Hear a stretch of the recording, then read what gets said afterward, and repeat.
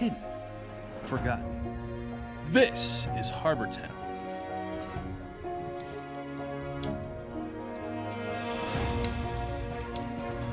Harbor Town is an all-new series from Miniature Building Authority, the leader in tabletop gaming scenery. Unique, flexible, and playable, Harbor Town will take your games to a new destination. Guys hear me? Can you guys hear me? Dun dun dun! I'm solo. That's cool. I did my experiences at PAX 2018 last year solo. I probably had about 10 to 13 viewers, I think, so. It's all good. It's all good, man.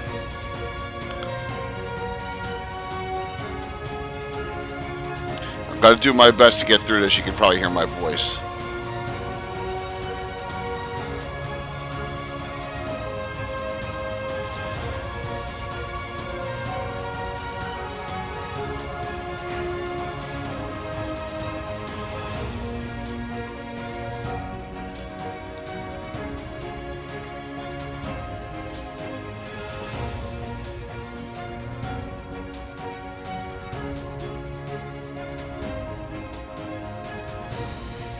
Oh, giving away my secrets already.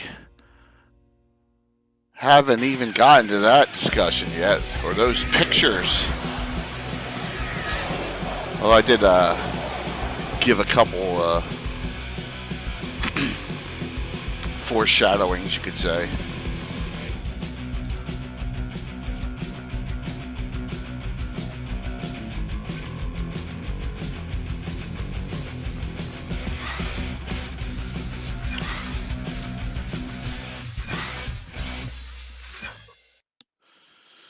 So I haven't been advertising this, but the big Miniature Building Authority giveaway is this Thursday. We're going to be giving away. Yeah, well, now I like sharing my experiences at PAX, and we're going to discuss also Thursday night too, because I think it bears. Oh, Katana, you're going to be all over the place on these picks. But you've probably seen them all already posted, so, you know, it's cool. I like how it shows we have 2 viewers and we got more people than that chatting in chat right now. That's wonderful with Twitch, isn't it? So, craziness. Yeah, so, Thursday, $75 gift certificate for subs, $25 for everyone else who would sign up. So it's the big one. It's the Corley NBA gift certificate giveaway. So, no, that's more like it.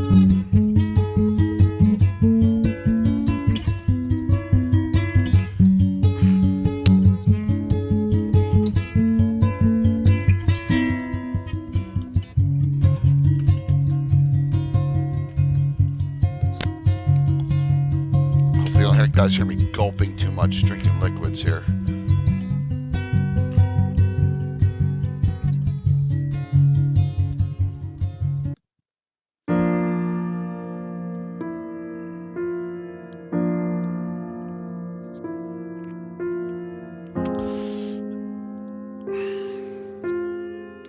Hey Colby, what's up, man? Walt was a trooper. He hung in there both days.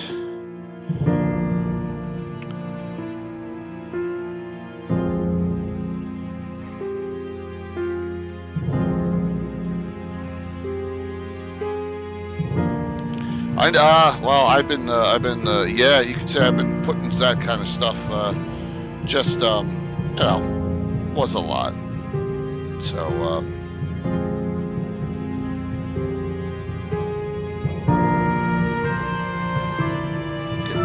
it was a great time, and we had all of us had a fun time,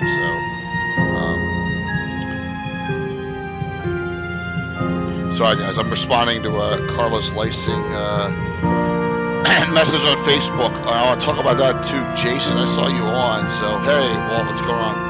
Yeah, guys, I'm going to need your help in chat to keep this thing flowing tonight, because I may need a voice break here and there. So Yeah, I have. Rico was though. Man, when you get to that middle, it's like it's like killer, super killer, right? When you hit that middle. So,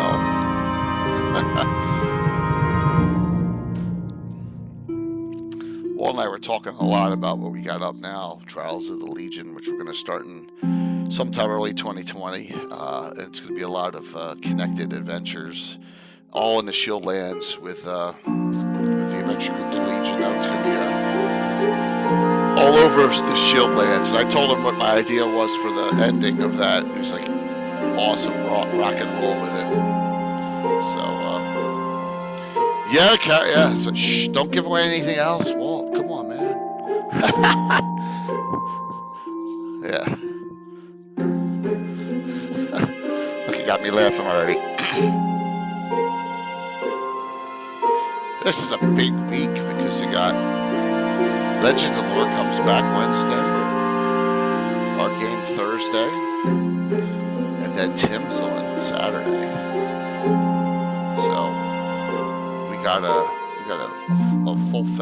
full packed week, and we're gonna have a full house almost on Saturday night, which is cool. Looking forward to it.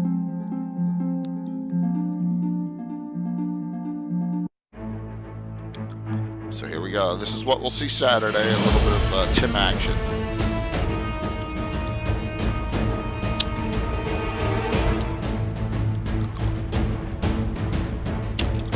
What's up, Frank?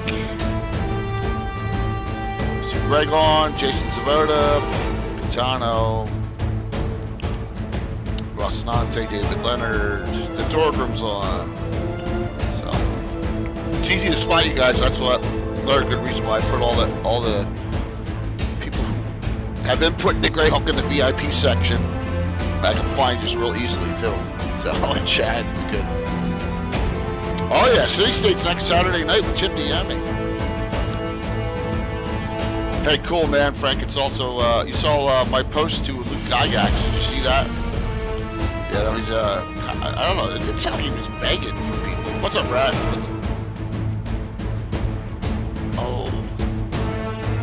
Half that sounds good. My wife made a homemade chicken noodle soup for dinner tonight, so that was good too. So I'm excited about this. This is as long as we don't have Tim one round takes an hour deals, we'll be fine. And that's kind of an inside joke between Colby and me. So.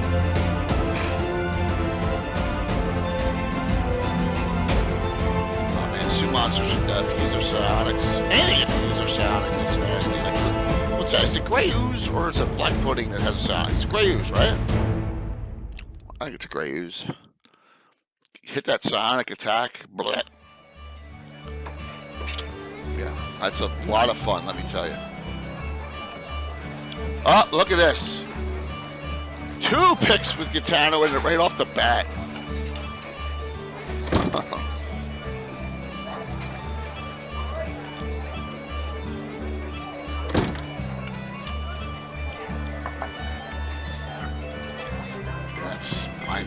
It's just that stuff's nasty, man.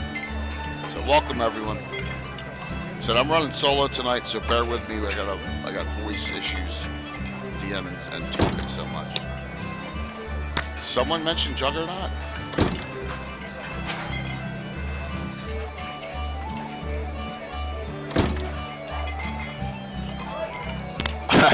So if anyone saw like one of the posts, I forget what site it was. Is that a tank? And that's the only figure I've ever seen that was made of that monster. That's actually a creature. That's actually one of the recent Pathfinder sets, I believe. Now it's kind of Aztecian based, but it's the only one I got. So, yeah.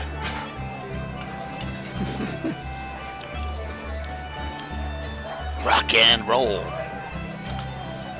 What time is it? All right, we'll come on our usual. Yeah, there's Tim. Tim, you're welcome to hop on if you want, man, and talk about Thursday night when I get to that point. If not, you want to hang on there, it's fine. I figure at most we'll go 90 minutes tonight. So, We'll see though. I'll go as far as I can, as long as we have some discussion points too. So.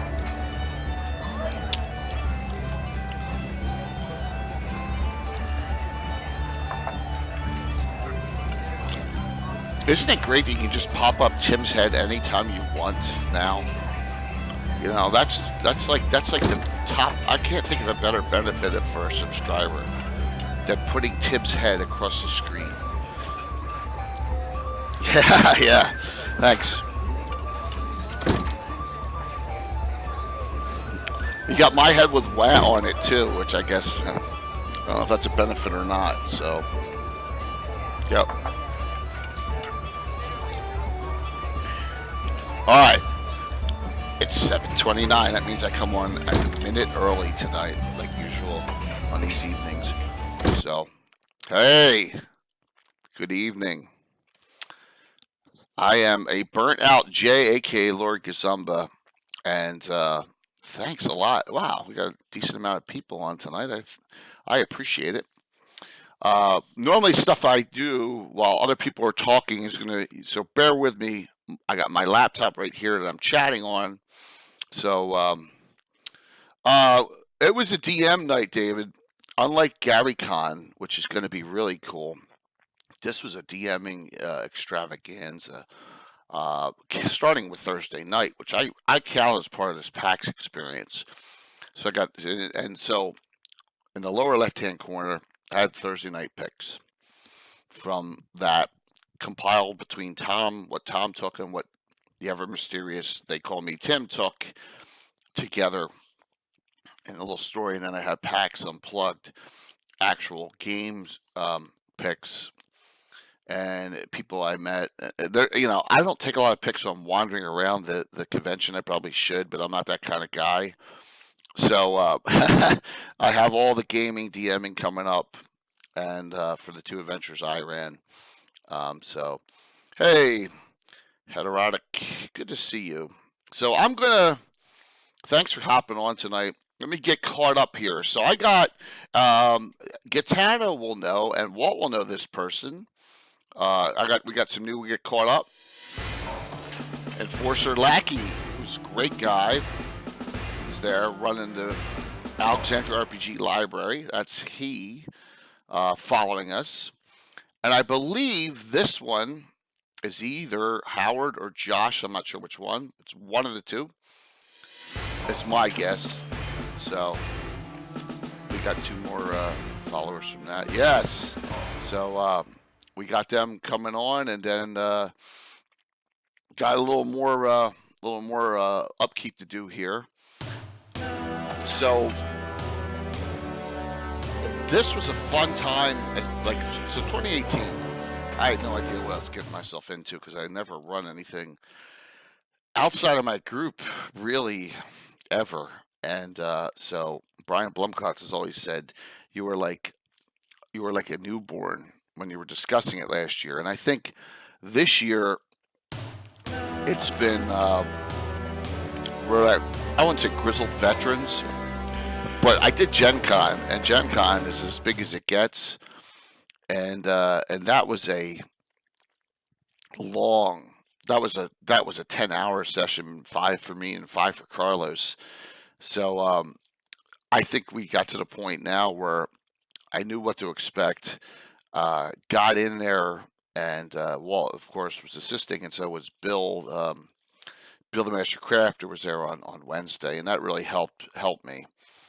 So I was thinking, for some of you, I was going to discuss how I prep for it too. I got them in my mouth, so sorry about that. If you hear teeth shingling, Ludens, I apologize. So please ask questions. Comments are welcome, of course. We're going to get through this. We're going to have a good time. So, yeah, David, 10 hours, but it was 5 me. All right, so Horror in the Hools is, and we can talk about this real quick here. I'll just pop it back to the beginning and let it rerun. Adventure that I did Friday morning at PAX. We'll go back to Thursday night last, okay?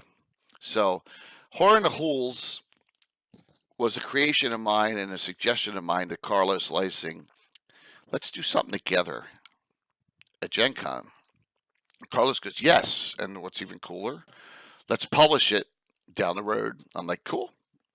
So I did the first part of Horror in the Holes, which is, each part's 5 hours.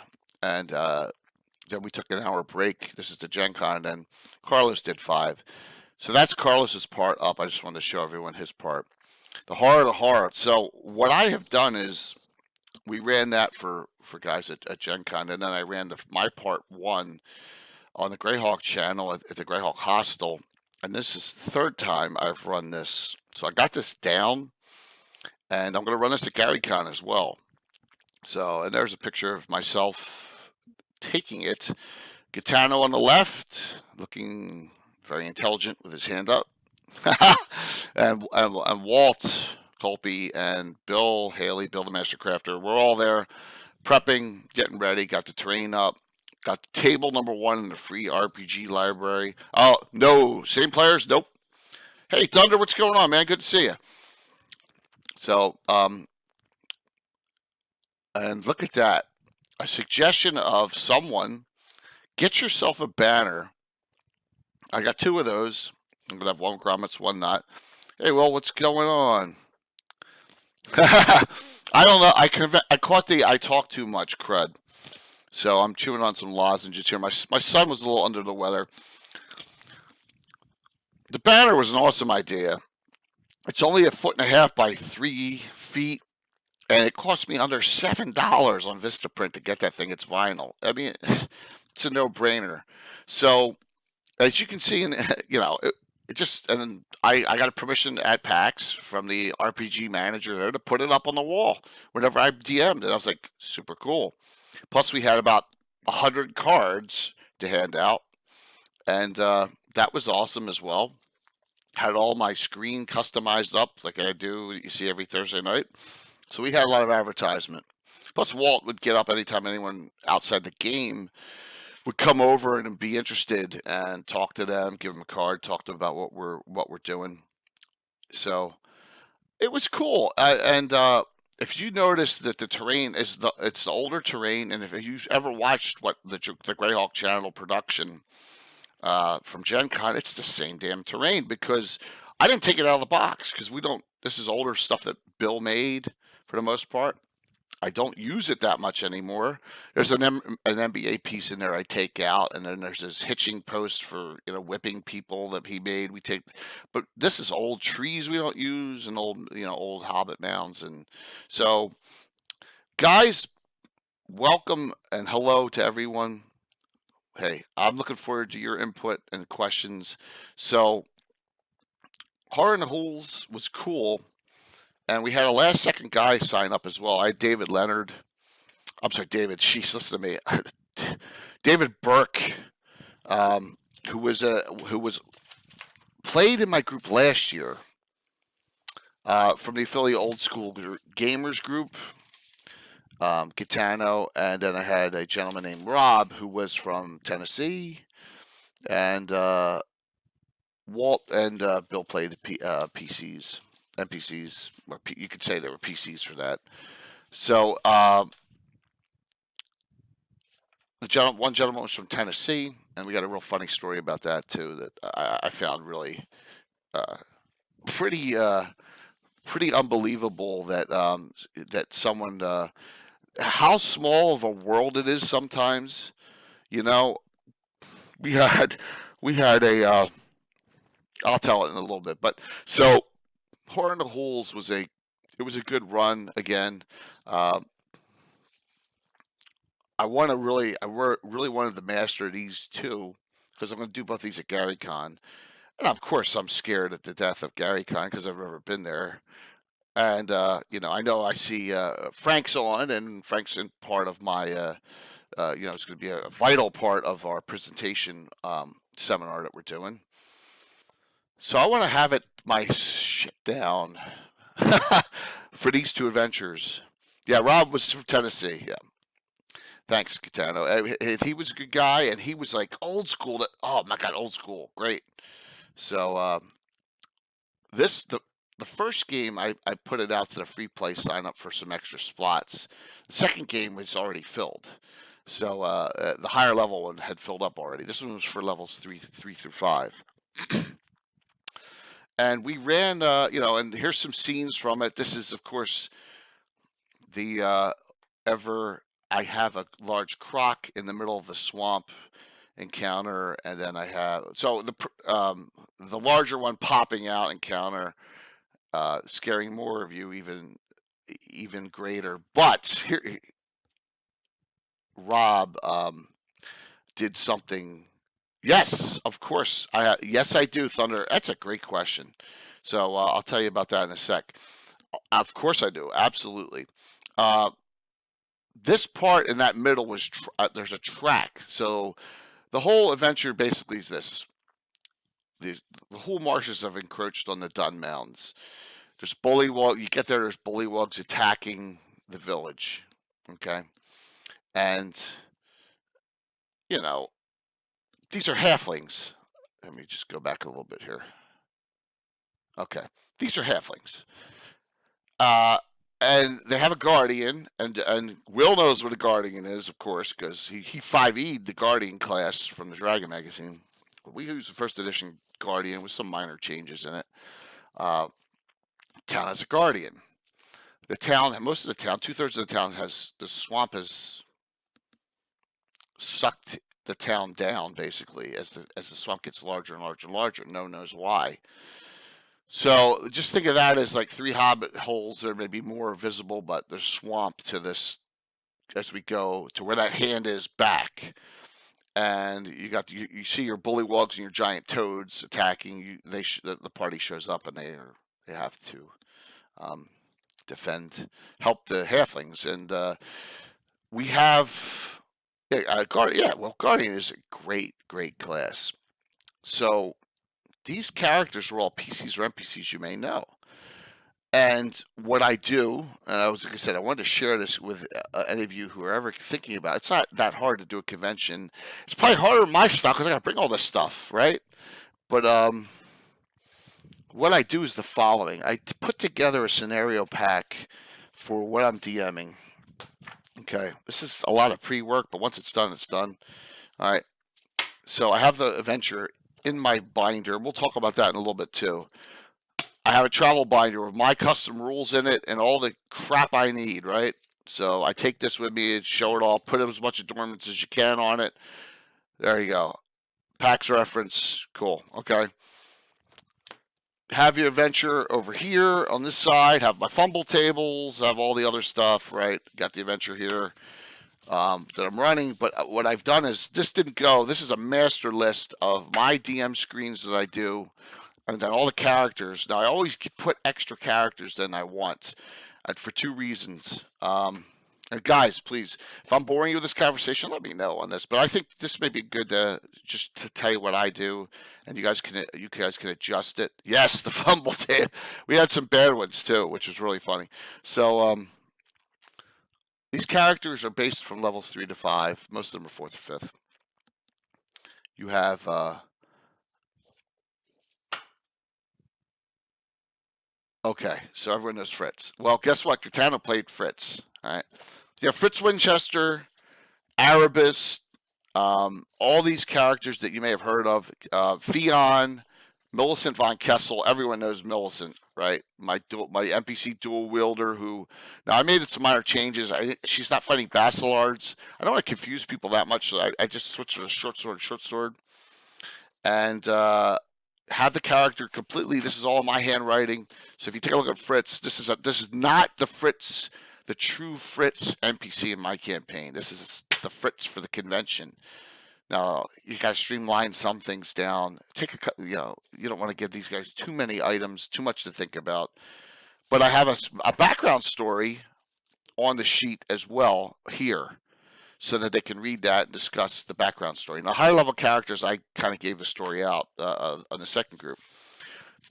Then I rescan these into my computer, and then I reprint that. So now I have them all on file, including the log screen. So this is like my master copy list here.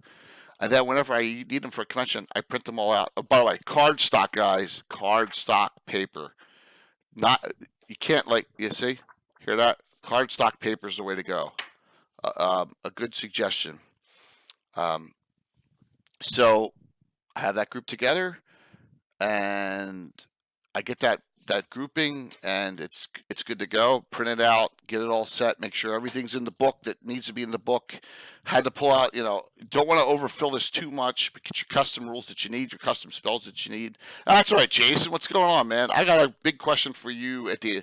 If you're gonna leave, let me know because I got a big question for you. I want to ask you something about something you've done. I to help me out. Get all. I try and get the monsters in here, like I know it's giant toad, right? It's up there, and I highlight it. Pull everything out I need. Kind of like spells. Okay, so we rip off Forgotten Realm spells.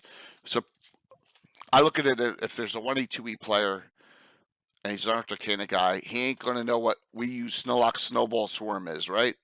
But it's a key spell in our campaign. Gotta get it in here. Stuff that like if they go, what does this do? While I'm DMing, I don't have to explain it to them. I hand them the book, and you guys can pass it around. All right. So little trick I've figured that out. Customizations on proficiencies are in here. Everything else. So. And then update the outside. It's much nicer now with a nice heraldry than it was last year. So I did that, get it all printed out, and we go. And this group, smart players, right? It's a whole group of smart players in this one. And they dealt with the initial incursion, found that the Guardian's missing. They got to trek into the swamp now to find him. The Sally shears his ass, please. So they go into the swamp. Especially Priestess of Tritherian's only tracker because they didn't take the bandit. They didn't take Candace the bandit, so they have a tracker. And that's what I wanted to discuss was Rob did something that has never happened in all the times I've run this. He did a really great move, and that would be point number one I wanted to make. So at this point, okay, we're in the all right. Town picks. Okay. First thing was I threw CIFALs against them. Everyone, if you're a Fiend Folio person as a Wandering Monster encounter, yes, he was. Katana was a great move. Absolutely. Definitely was a fantastic move. Colonial Insect Form Artificial Life. Okay. Those the bug colony things that turn into like humanoid forms. So I got some figures that are actually Pathfinder figures, close enough. They're kind of tough to fight if you don't know how to defeat them. So yes, hey Mike, what's going on, man? Good to see you on. Mike, get ready. We're back on Wednesday night too. Yeah, but they dealt with them. It took a little while. That fight took longer than I thought, but they dealt with them. No one's been dead yet. And then the next fight, which is a set encounter, the Bullywug Trails go, see where the last guy to the right is? They go south of him. That's actually north in the pick. It's reversed. But he stopped there, his character Fion. She stopped and looked and said, does it look like either set of backtracks upon itself? I've never had anyone ask me that question before. And the answer is yes. So the middle group of Bullywug tracks goes out a certain way, they turn around, and they come back. And I said there's something strange about them. And he figured that out. And so Fion, they all went that way into the fight with the Crocs, not setting the trap off. I thought this was, it was brilliant. Not setting the trap off here. Sorry about the ding on the terrain, where that slate falls and all the ghouls and gas come out, and you got to fight them in addition to the Crocs at the same time. So I was like, wow, that was like brilliant, and I was really happy to see that someone was thinking it out and asked that question. It was cool, and you could see. So of course they still let them out, but they did turn all the ghouls, and they only had to fight the ghasts. Yeah. Bullywugs are cool, Jason, because they can hop and attack in the same round with a plus with double damage with the spears. So, not true. David, that's a great point, but I will say this: when we go into the second game, it was an investigation. I'd say 40% of the adventure was investigation. But that one had more. There's a good amount for my adventure. The way we run stuff in 1E2E, it's on par. Maybe this one was a hair less in role play than the others, but there still was a good amount of it. So the final fight is here. They find a priest of Wastri is behind all this trouble. The post, Aubrey is shackled to the post. They're going to sacrifice him. There's a bullywug witch doctor. There's all these bullywugs are fighting. There's poisonous toads coming out of the swamp on either side. And they had saved up all their spells. And I gave each spellcaster as a fighter mage and a Clark Necromancer. They each had one high level spell that they could burn off, and the fighter mage, who's the female elf with the bow and the blonde hair in that pic. This is a funny story. So she has Ice Storm on a scroll, but she's only 3rd level, so she has spell failure %. So she rolls 0. David Burke, he rolls 0-8, and it fails and it fizzles. So I said, all right, because I was in a generous mood, because I don't like killing people off. That's not why I'm there. I'm there for them to have the enjoyment of it. So I said to Dave, I said, you give me all your remaining hero points, I'll let you re-roll it. And he did. And he rolled 0-8 again, 100%. So the spell fizzled the second time, because Ice Storm is 3 to 30, no save. So yeah, it was funny, but that was probably one of the worst things that happened. Gitana Waltz. If you guys either remember something super bad that happened during this, yeah. But it was.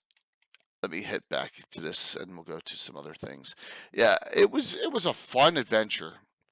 These guys did a great job. They were successful. Of course, I forgot to ask for a group picture at the end of this, so I don't have a group pic of this one. I only have the pics as we're going along. But the dice gods were fickle early on, but there was a lot of missing. Rob, the specialty priestess, couldn't hit anything most of the night with her spear or throwing her spear. She, being Tritherian, she couldn't hit anything. So let me get to back to this point near the end. Okay. It got better, and that was a really fun time with some seasoned adventurers, people who knew what they were doing.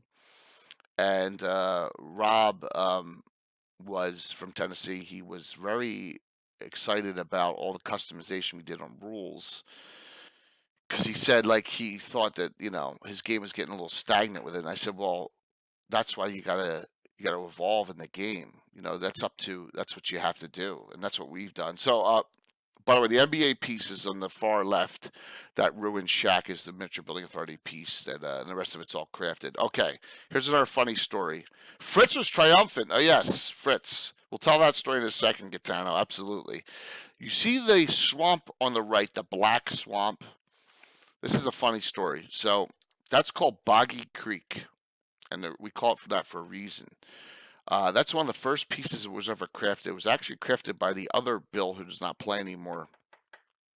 And we're looking at, it's got to be 1992 or 3 that this piece was made.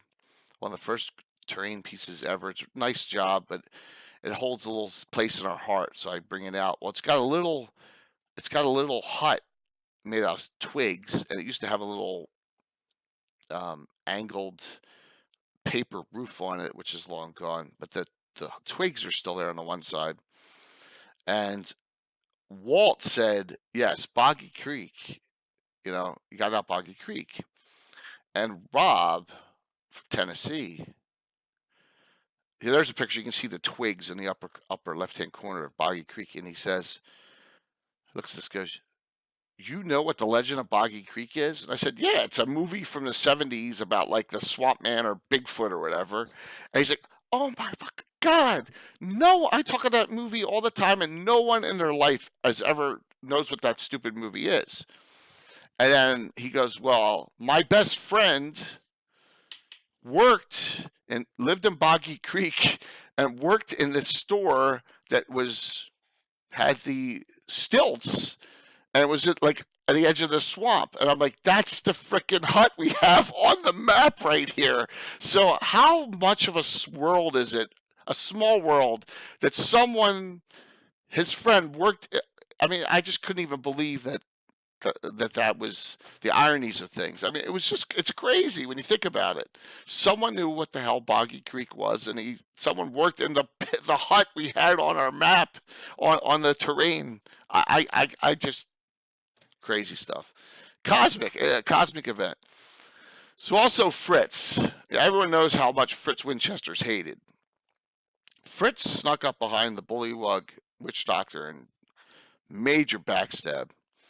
And then the bullywug, he was desperation time. He stinking clouded himself, and Fritz was puking the rest of the adventure. He was out, but so was the witch doctor. They were very successful in that adventure. So that was the first one. Some good memories on that one. I wish I had a group pick.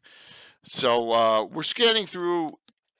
These picks now are coming up, or I only have one from the stupid. I'm sorry, from the convention center itself. I should say stupid because it's not. But from the convention center itself, I only have one pick, and that is because I don't like to take picks when I'm walking around. All right, and Brian Sublime. Everyone knows Brian Sublime. He loves Gloomhaven. So does Skagith, and so he said, "Go check the Frosthaven out if they have it." And there's people playing that game, Frosthaven. So I immediately took that picture, and he's like, "Great, thanks. You know, that looks awesome. It's pretty cool terrain set up for it." So yeah, tell me about it. We are absolutely.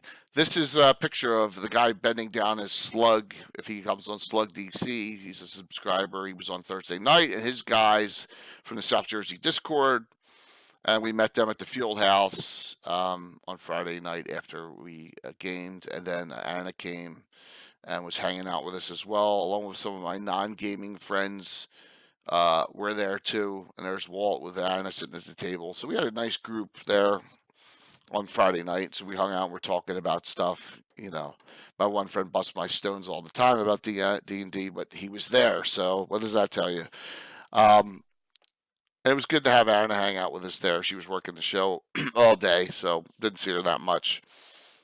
And yeah, it was a great time, Mike. We had a lot of fun with that. Now, I was in bed by 9:30 that night on Friday because I DM'd late Thursday. I DM'd Friday, and I wanted to be ready for this one. This is the one, and you can see this one takes place right in Greyhawk City. This is a delve into the Lord's tomb.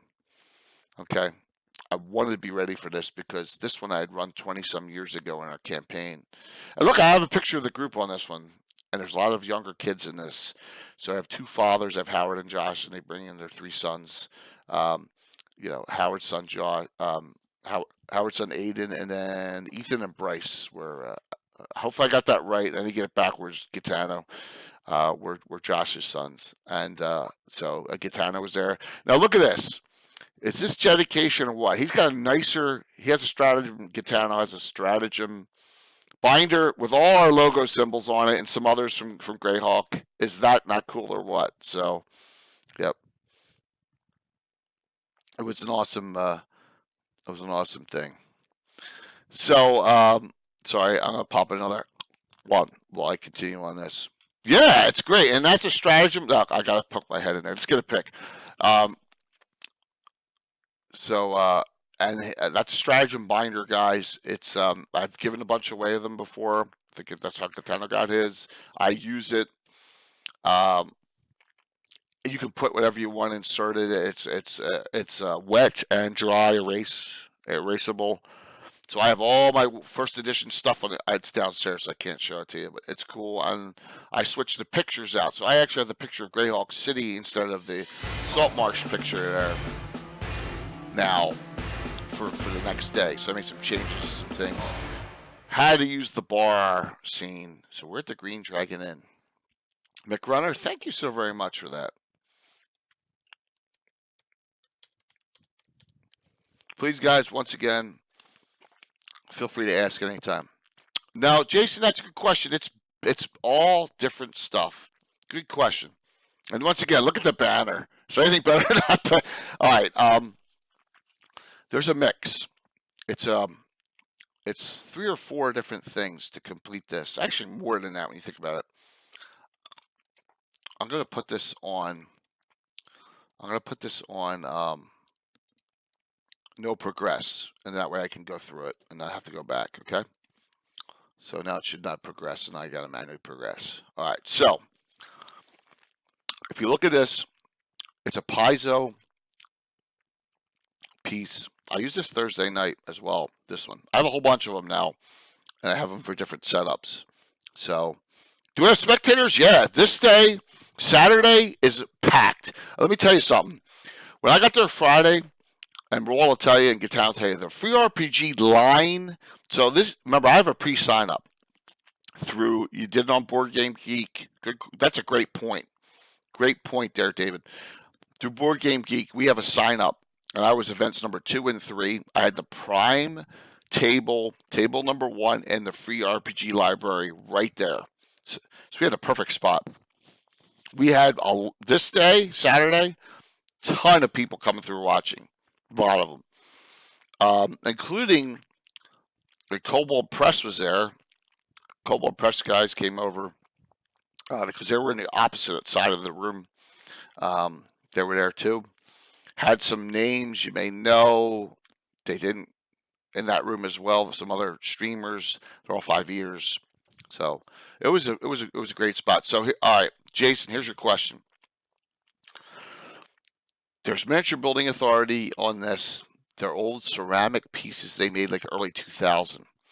So the bar, part of the bar is Miniature Building Authority, and I did not bring the ceramic serving wenches and the bar master because they're ceramic and they break easily. So I didn't bring those pieces.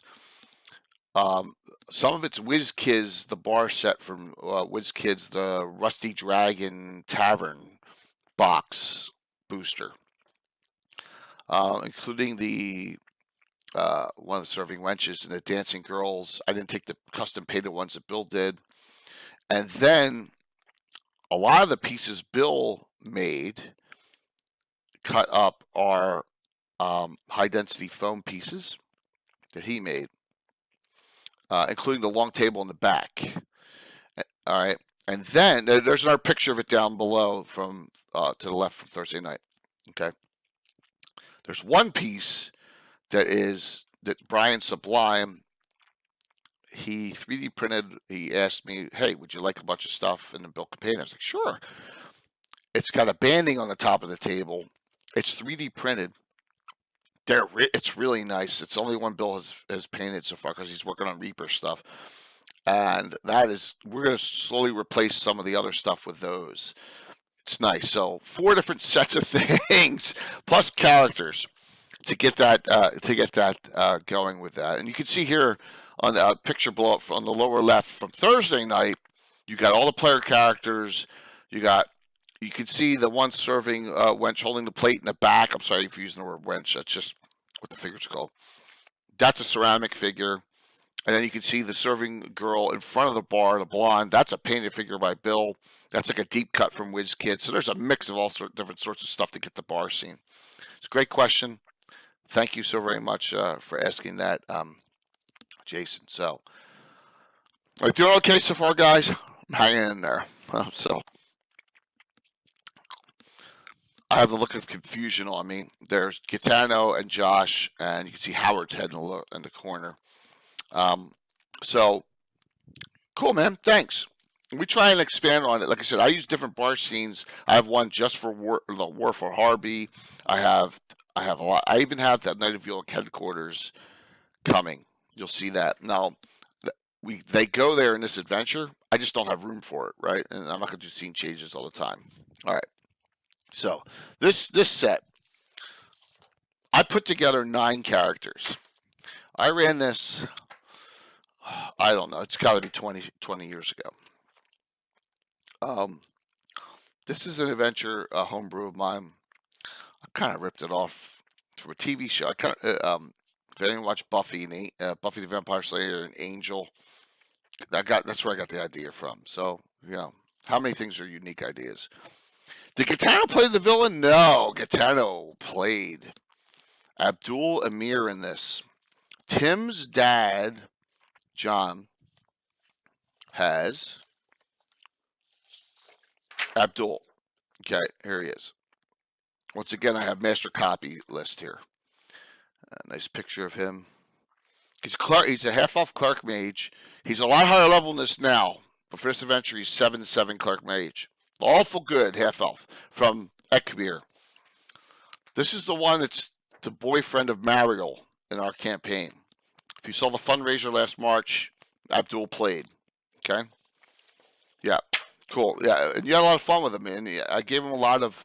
His spell list is cut back a ways, but he has some good spells. He has Vitriolic Sphere, if you know what that does. Flame Arrow he used during the adventure. Our version of Fireball, like all the key spells, and he's got Prayer, Cure Serious Wounds, Death Door, Repair Injury on his Clark side. So that was like, I kind of set all these PCs and NPCs once again back to where they need to be for this adventure. But there was a mix, and almost everyone in the campaign had someone. Bill had Sarah Leone. Alan had 2, Davida, which she's a Dark Elf Mage Thief, and Tom McCoy, the fighter, kind of the hayseed fighter from the Iron Brigade. But he specialized in heavy crossbow. Yep. So straight fighter, 8th level. Heavy crossbow in our campaign, guys, is 1-10 against small and man size, and 1-10 against large. Unlike regular and the other, I think it's 1-8, right? And standard, and light's 1-6. We give light 1-8. So we like to have crossbow doing a little more damage than bows. So yes, stealing is a good thing. So the 3 kids had pre-picked their characters. I was really interested to see what they were going to do. And they went fighter, and they went fighter. So they took Grimbold, the dwarf fighter, Tom McCoy, but one of them took a specialty priest, the lawful good, Sarah, who I kind of, she's dual class in our campaign. I undid the dual class. That's just too confusing. These are Pathfinder players, this whole group. So they're all 3.5s. They haven't gotten the Pathfinder 2 yet. So they kind of understood our proficiency system, where we have backed into our feats from 3 and 3.5 that we utilize into our proficiency system. And we've given extra, where we go 1 every 2 levels now for fighter instead of 1 every 3. So they kind of got that already, which is kind of cool. Yeah. So the dwarf was the tank, and Tom McCoy was like range, but he was still specialized in scythe and trident. So I always give, back to my point on this, I'm sorry for babbling here. I always give more, and there's the other side of the table. This is at 10:15 in the morning. By 11:30, this room is packed to the brims, because the free play sign up works the following. You can get in line at 8. The line for this, and it's like a line at an amusement park inside the room, which is the room to next door, went all the way down around the hall, and then all the way down to the Adventures League sign-ups on the other end of the convention center. It was triple what it was I saw last year. So yeah, and they were, I think they're like between 14 and 16, the 3 of them. So out of the 9 characters, 7 were used. So the Priestess of Kellenin, she was not used, which is a shame because she's really cool. And Compost, Walt's Bandit, was not used either.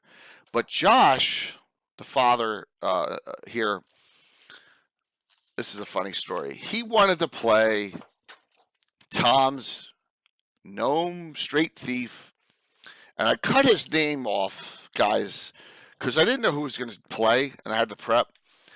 So I just made him Rumple. And look, I got a nice wow pick of a gnome. Okay, so he's a gnome dual thief. He fights short sword dagger. Has great stats. Does everyone online know what Rumple's full name is? Okay, so that was a real funny moment when he found out that he was playing Rumple Foreskin instead of just Rumple. So there you go. That's Tom, our great player. That character goes back to This character goes back to 1986. So a fun thing. Little side tidbit. Yeah, exactly. So they were having fun. I was worried that the investigation part of this adventure was going to be a little monotonous. So there he is, Tom. Yeah, you hear that? So I have Rumple. The laughs that I got, the table was laughing for 5 minutes. So yeah, Tom, he did a lot in this adventure. He played Rumple really well. So hey, what's up, Jimmy? Guys, how are you doing? You know what? Because I'm solo, I really should be doing some of this. I got to be multitasking a little bit better. So some of our channels that I've seen on, Will's on, Nightheart Gaming's on, thank you, and Predators Rejects. All 3 of you guys, thank you so very much for partnering with me and participating in whenever you can in events. And 2 of you will be with me at GaryCon. Yep. And I'm looking forward to that. Well, you can discuss that a little bit later. So, yes, we had a good time. There's 7 characters being played. Walt is playing again, but he's also doing all the miscellaneous, handing cards out, talking to people that were walking up about the campaign. And he played Samantha. And if you remember the adventure where I did the engagement party, that wasn't that long ago on a stream. Samantha Crakesbone gets engaged to Jake Winchester. He's playing that character, the Undead Hunter. I'm thinking you need an Undead Hunter in this adventure. So, yeah, Walt was fantastic. So, I learned. So we taught. Tom McCoy was taught a lesson in this adventure. So they're starting in the bar. They get a message from the Night Watch comes in, gives a scroll tube. Who's the leader of the group? Gives a scroll tube to the leader of the group. Now They go to the Order of York headquarters, which we all know is the Night of the Holy Shielding building. They go in. There's a white line down the middle. And they meet Corellia Crakesbone, which happens to be Samantha's mother. So we got a mother-daughter discussion going to be going on shortly. And they hear Corellia yelling, keep the Shieldlanders on their side of the building. They have a taint about them, right? Because she hates the Shieldlanders. So that I got that thrown in, getting some aspects of the campaign thrown in, which is neat because just to see a little feel of how we do things. So they discussed that this ring, the ring of Zelfax, was found, or was not found, but is rumored the cult of the Shriven Sickle has found out where it is. And then Corellia tells the story, and she knows only limited bits about it, that the ring, a character named Wiggin the White took this ring from an individual named Zelfax who walked the day. Everyone thought he was human. This has happened 200 years ago. And it turns out he was a vampire, right? But he could walk the day because he wore this ring. See where I stole this from an Angel episode, because they had a ring like that in one of the Angel episodes. and back in late 90s, early 2000s. And hey, David, thanks a lot, man. See you Wednesday night for Legends of the Lore if you can hop on. Okay. So, yep. So this ring, she wants them to do an investigation, try and figure out where this ring is, if it's in the city, if the cult is going to find it, and of course, most of the party's good alignment, so they do it. You have a good mix of characters here. So they head off, and things happen, and they go to the College of Wizardry, and they run into Mariel at the College of Wizardry. So I've played the character Anna's playing in my campaign, Mariel, and she, so I'm going to pull out some canon characters at this point. Mariel is there.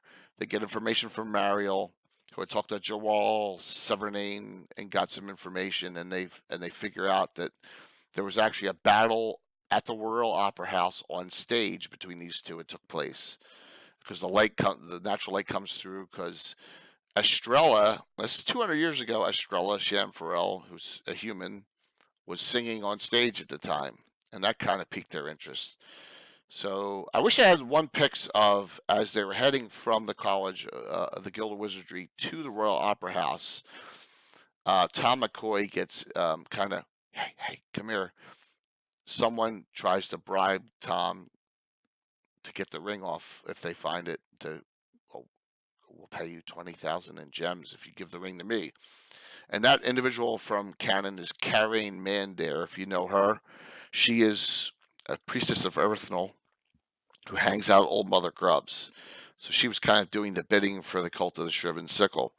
So this scene here up that you see, that's Estrella. Estrella finally says, I will see them. Yes, it was a good thing to see, though, that he didn't take the bribe. So that was cool. And she says, "You're not fans, are you?" They said, "We're fans to get in." And after a little bit of talking back and forth, so shoot first and ask questions later. So getting back to the Karen Mandair discussion, they're like, "Should I just shoot her?" Right. So they're in the high quarter, right, walking between, I think, the Patricians Club to the Royal Opera House from the College of Magic. The Guild of Magic, not the College of Magic, the Guild of Magic. And they just wanted to start attacking her, and so cooler heads had prevailed there.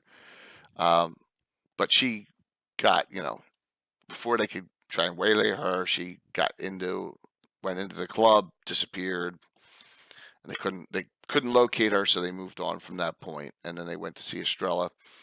And so this is where, as a DM, I'm running out of time. I know how much time on combat I have. I'm thinking to myself, I want to be done by 3:00 p.m. And so what I did was, and just as a little trick, I have one more encounter, and they're going to go see Selzik Gobayuk, did I pronounce that properly? The head of the Gravedigger and Embalmer's Guild. But I know I'm pressed for time here, so I have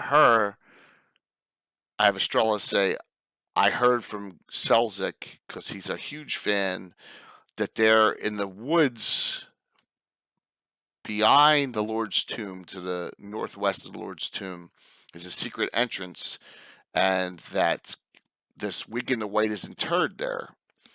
And he has the ring in his, where he's interred on the 4th level, and the secret entrance bypasses the 1st and 2nd level, the guards up top, and you go down to the 3rd. It's a special entrance that the Gravediggers and Embalmers Guild uses to go in for important people. And so, well, thanks, man. Yes, thank you very much, Katana. I appreciate that. So I kind of cut out the Selzik encounter due to time, which is cool. You just keep on looking over at the clock. Just want to make sure that last thing you want to do at a convention, because you only have your table space for so long, you don't want to go long and rush the end, because the end is usually where all the high drama is, right? So I knew I was starting to the investigation started was stretching out. I had to cut it down. And so that's what I did on that, to cut it down. And it worked. And so she agreed. She says, I did this for the kids, okay? I wanted to kind of shock them. I said, you have to. Yeah, isn't that, you like that, Mike? So for those three, I wanted to kind of give them an experience. I said, you have to promise to never talk about what you see now, because this is very important. I love my Greyhawk City. I want nothing to happen to it. I don't want the cult of the Shriveled Sickle getting this item. So I turned her back into a dragon, and she shrunk down a little bit to fit in the room. So she turned into a Greyhawk dragon, and they're all like, "Oh my god!" And then got them and teleported them outside of the entrance, secret entrance into the 3rd level. So kind of did that for effect for them, just to say, "Oh my gosh," to say, "Hey, there's dragons living amongst humans here in Greyhawk," and that was kind of cool, and they kind of liked that. Yeah, thanks, Will. So I tried to, in this adventure, I had to condense this down into a 1 session. I think this probably took 3 sessions in my normal time frame. So this is how I get this: create this secret entrance, bypass the 1st and 2nd levels, get down to the 3rd level, condense them down. Yes, but I will. All right, so Gaetano will be surprised. I promise you. I got him too at the end on a surprise. Now, I'm not taking my Dwarven Forge with me. It's too heavy. It's too breakable. And I have this great stratagem product, the tile set. So this works perfectly for conventions. I am taking this with me to GaryCon. But I have Bill's crafted stuff I'm putting inside. And it's not a straight walk right to the final encounter. I have it that they're going to have other encounters. My guys would call this wandering damage, even though it's not. It's part of the experience of getting in the dungeon.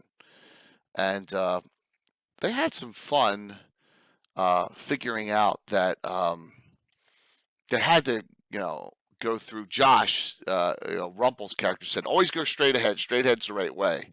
Of course, my maps, it's not. So, but he went straight ahead, boom, into this room, into this crypt, which turned out that this crypt area had been, and those two to the right, they're supposed to be, I don't have rough hewn tiles here. That's rough hewn. And it's a lair of a were-rat, a spellcasting were-rat and all his rats.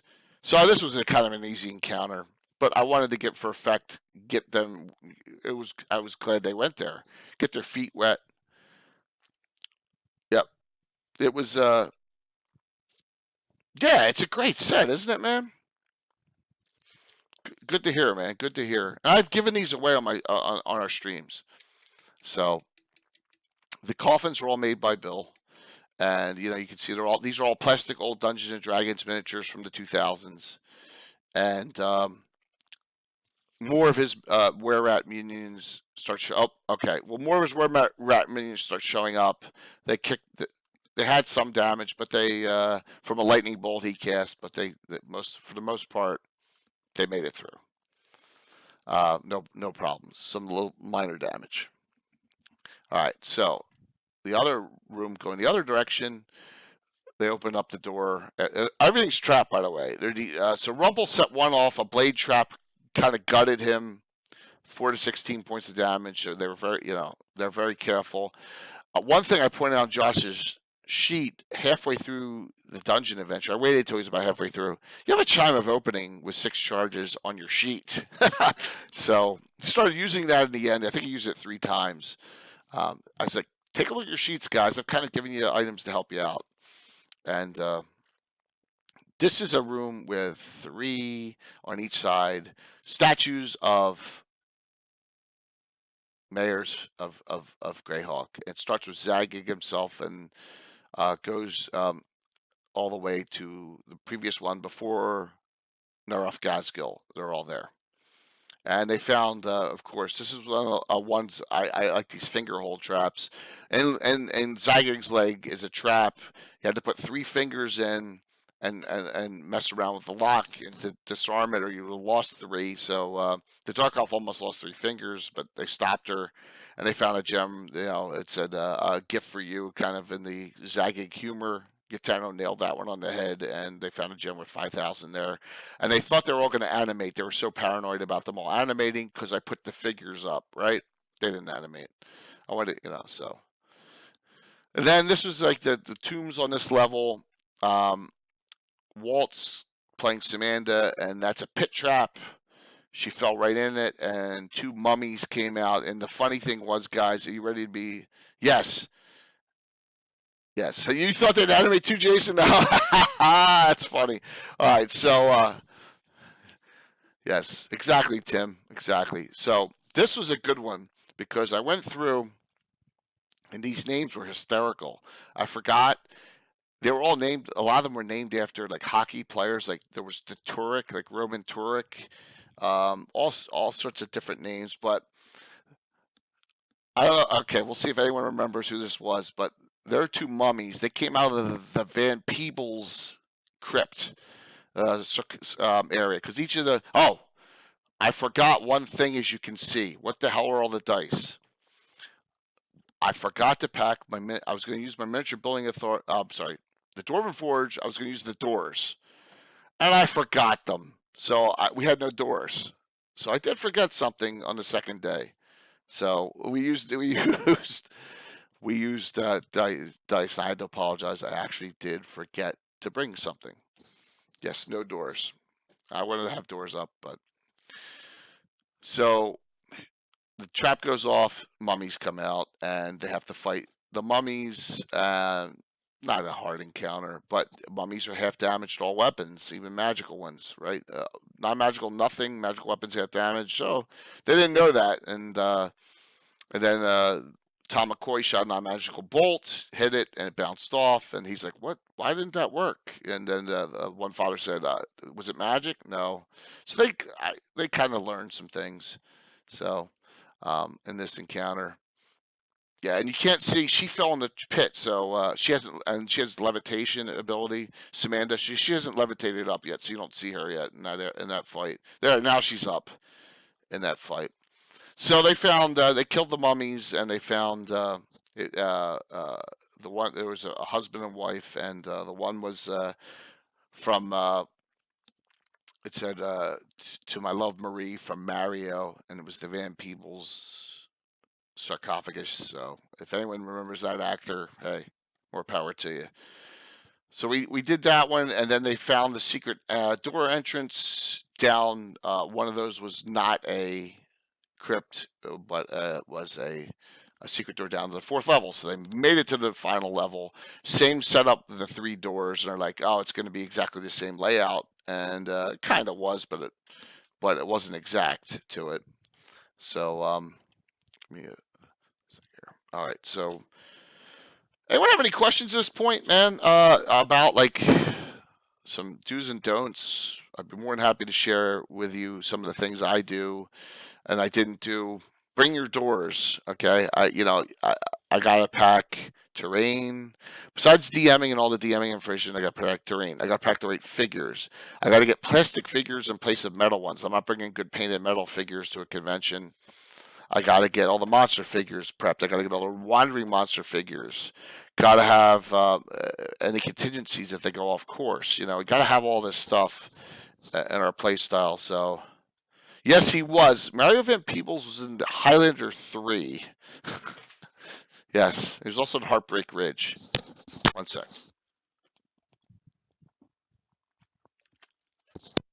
He was the bad guy in Highlander 3, Mike. Yep. It is, Frank, and I don't know if it's a negative. It's a positive to my play style when you're there and it's set up and ready to go. But getting it there is a negative. We have more box stuff the first day with all the terrain than we did the second day. It was a lot easier to walk the second day. But I do have some really cool things in the next couple scenes. So they're checking all the doors. They're all trapped. They're going through. They go through and enter. Of course, you go straight ahead, and they come into this crypt. I won't say whose crypt it was. I don't want to someone may not find it appealing, so I won't say who. But the undead hunter can detect undead. Like in our campaign, an undead hunter is a subclass of paladin. The undead hunter can detect undead 60 foot. The specialty priestess of Mayheen has Brecknell, mouth of a graveyard. Does anyone have the Slavers reference? So the blonde in the back, to the very back figure, she's wielding the bastard sword Brecknell. So it has a paladin, a female paladin infused into her essence, and that actually happened in our campaign. So that she has detect evil 60 feet, and she can lay on hands with that too. So, well, thank you. What I tried to do in this game, Gitana, was I wanted to give them a feel for how Greyhawk was. City of Greyhawk is iconic. It's so well done. The Greyhawk, Free City Greyhawk box set's the best supplement they ever did, in my opinion. More work's more reward, Frank. Yes, it is. It is. Got a lot of positives out of this whole experience. And knowing what to expect this time. And the cool thing about like this room coming up, they detected evil and they detected undead. And they're all prepping. We're gonna blast whatever's in the room right away. We're gonna stay back and blast it. Oh, this must be after the fight. Oh, it is. That was after the fight. Oh, darn. So that was after the fight. That was not. So there's no picture of. Let me go back to that. There's no picture of during the fight. So if it's a non-corporal undead, you don't have to. It appears when it wants to appear, right? So Tom McCoy goes into the room first. This ghost appears. Crazed ghost appears. Well, the whole party has to make their fear save. Everyone knows how nasty ghosts are. So they get surprised by this thing because they're expecting corporal undead because they're like, we're going to get wherever it is, we're going to blast it. So I got them on this one. Yes. Thank you. Yep. Yeah, yes, he became Leroy Jenkins in this. Well, he failed his save on fear. So he was paralyzed with fear. And who else was? Someone else was paralyzed with fear as well. The dwarf, was it the dwarf? I think they were both paralyzed with fear. So he became 41 years old. Now, fortunately, they found in the Van Peebles crypts, they found 2 elixirs of youth, which took 2 to 5 years. So the ghost fight, they were really scared when I said, well, someone said, do not let the ghost hit you. You'll get aged 10 to 40 years. So they were really, they were scared of this fight. And so they were up there and they took care of it and they found some necklaces and stuff in here. It was Grimbold. Okay. It was the dwarf. The dwarf failed his fear. The dwarf rolled like a 1. And so they were both paralyzed with fear. It was cool. One of those encounters that you're not expecting it. So that was a fun one. And then we come to the last encounter. Now, if you ever watch my streams, I throw red herrings in all the time, or I throw a lot of Easter eggs in all the time. So they come in and you can see the layout. You have a big crypt mausoleum in the back. You have this pristine, wonderful sarcophagus just smack dab in the center of the room. You have something in the left that looks like some kind of teleportation device, and then you got this thing glowing in the one corner, and you have these coffins sitting there. I'm thinking to myself, what are they going to do? Well, they start going to the left in the room. Let's see if we have pics on that. Maybe not. All right. That's a nice Reaper piece. That's old. That's not a bones. That's a metal. I brought it because I needed it for this encounter. All right. So they go all the way around. They check the teleporter out. They're like, if you notice, Abdul is by himself. Keep your eye on the teleporter. Something's going to show up on the teleporter. And then they see that there are all these names, including the Nenshin family, on this muzzle in the back. They see that the Sark in the middle has Wig in the white and has his picture and his, what he looked like in life on the top, just like the Reaper figure. And they're like, "Oh, this is it. We found it." And so, yeah, that coffin opens, bro. Jason, absolutely, man. They push it open, and unlike on that, there's nothing inside. And they had to.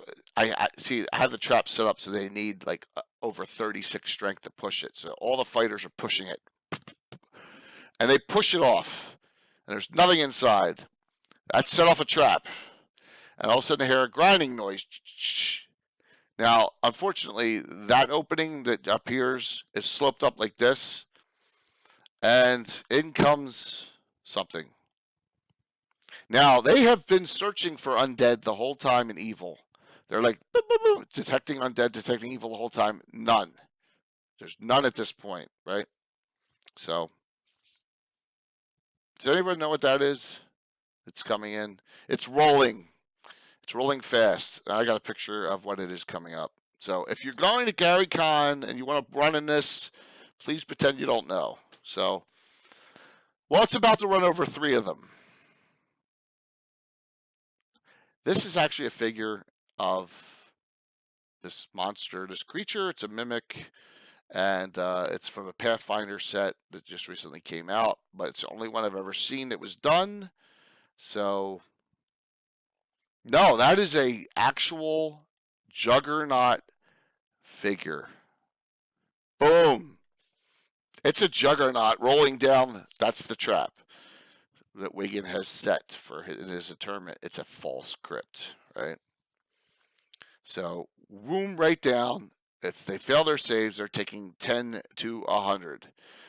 But they're taking half. So it runs over 3 people in the first round. Because it's already moving. I don't have it, so it's moving 10. It's moving 30 now. They're not getting out of the way. So, yes.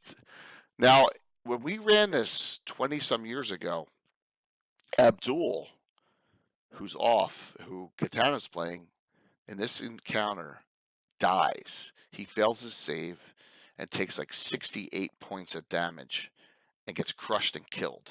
Okay? But then they had to get him resurrected, which was super expensive. I love the Juggernaut. It's not evil. It's not undead. I say it was the suspended animation or whatever when the trap comes off or whatever. Boom. This is my trap, and they're all like, oh my god. Add to that, in comes the cult of the Shriven Sickle. They hear, I made it for effect. I don't know if it happens with vampires, but wishing noises going into the coffins. Vampires are coming into these coffins gaseous form now because these coffins are here. They can go into them. They're going into the coffins and become. You can see them popping out of the coffins. A bunch of half-strength vampires are coming into the room. Old Mother Grub vampires are coming into the room, and so. Jason is what from X4? Juggernauts are from Temple of Elemental Evil and Tomb of Horrors, correct? Oh yeah, yes. No, Temple of Elemental Evil is where I got that. I got the Juggernauts from. Yeah, it's right from Temple. Yep. So maybe in X4 as well. We're gonna have a massive fight, so they got to deal with the Juggernaut. At the same time, the Cult of the Shriven Sickle is showing up, saying thank you for clearing the way for us. So this was a pretty big fight. There you go. You have a priest of Nerol. You have a fighter, really nasty dual wielding fighter. You have vampires. You have half strength vampires. You have a necromancer. You have a half-orc fighter thief, and you have a warrior white with lie heads, one of my favorite things because no one ever has any defenses against them. Fight goes on with the Juggernaut here, and now they got to deal with the Cult of the Shriven Sickle people as well. So, and needless to say, they're blasting down this hall all the spells they can.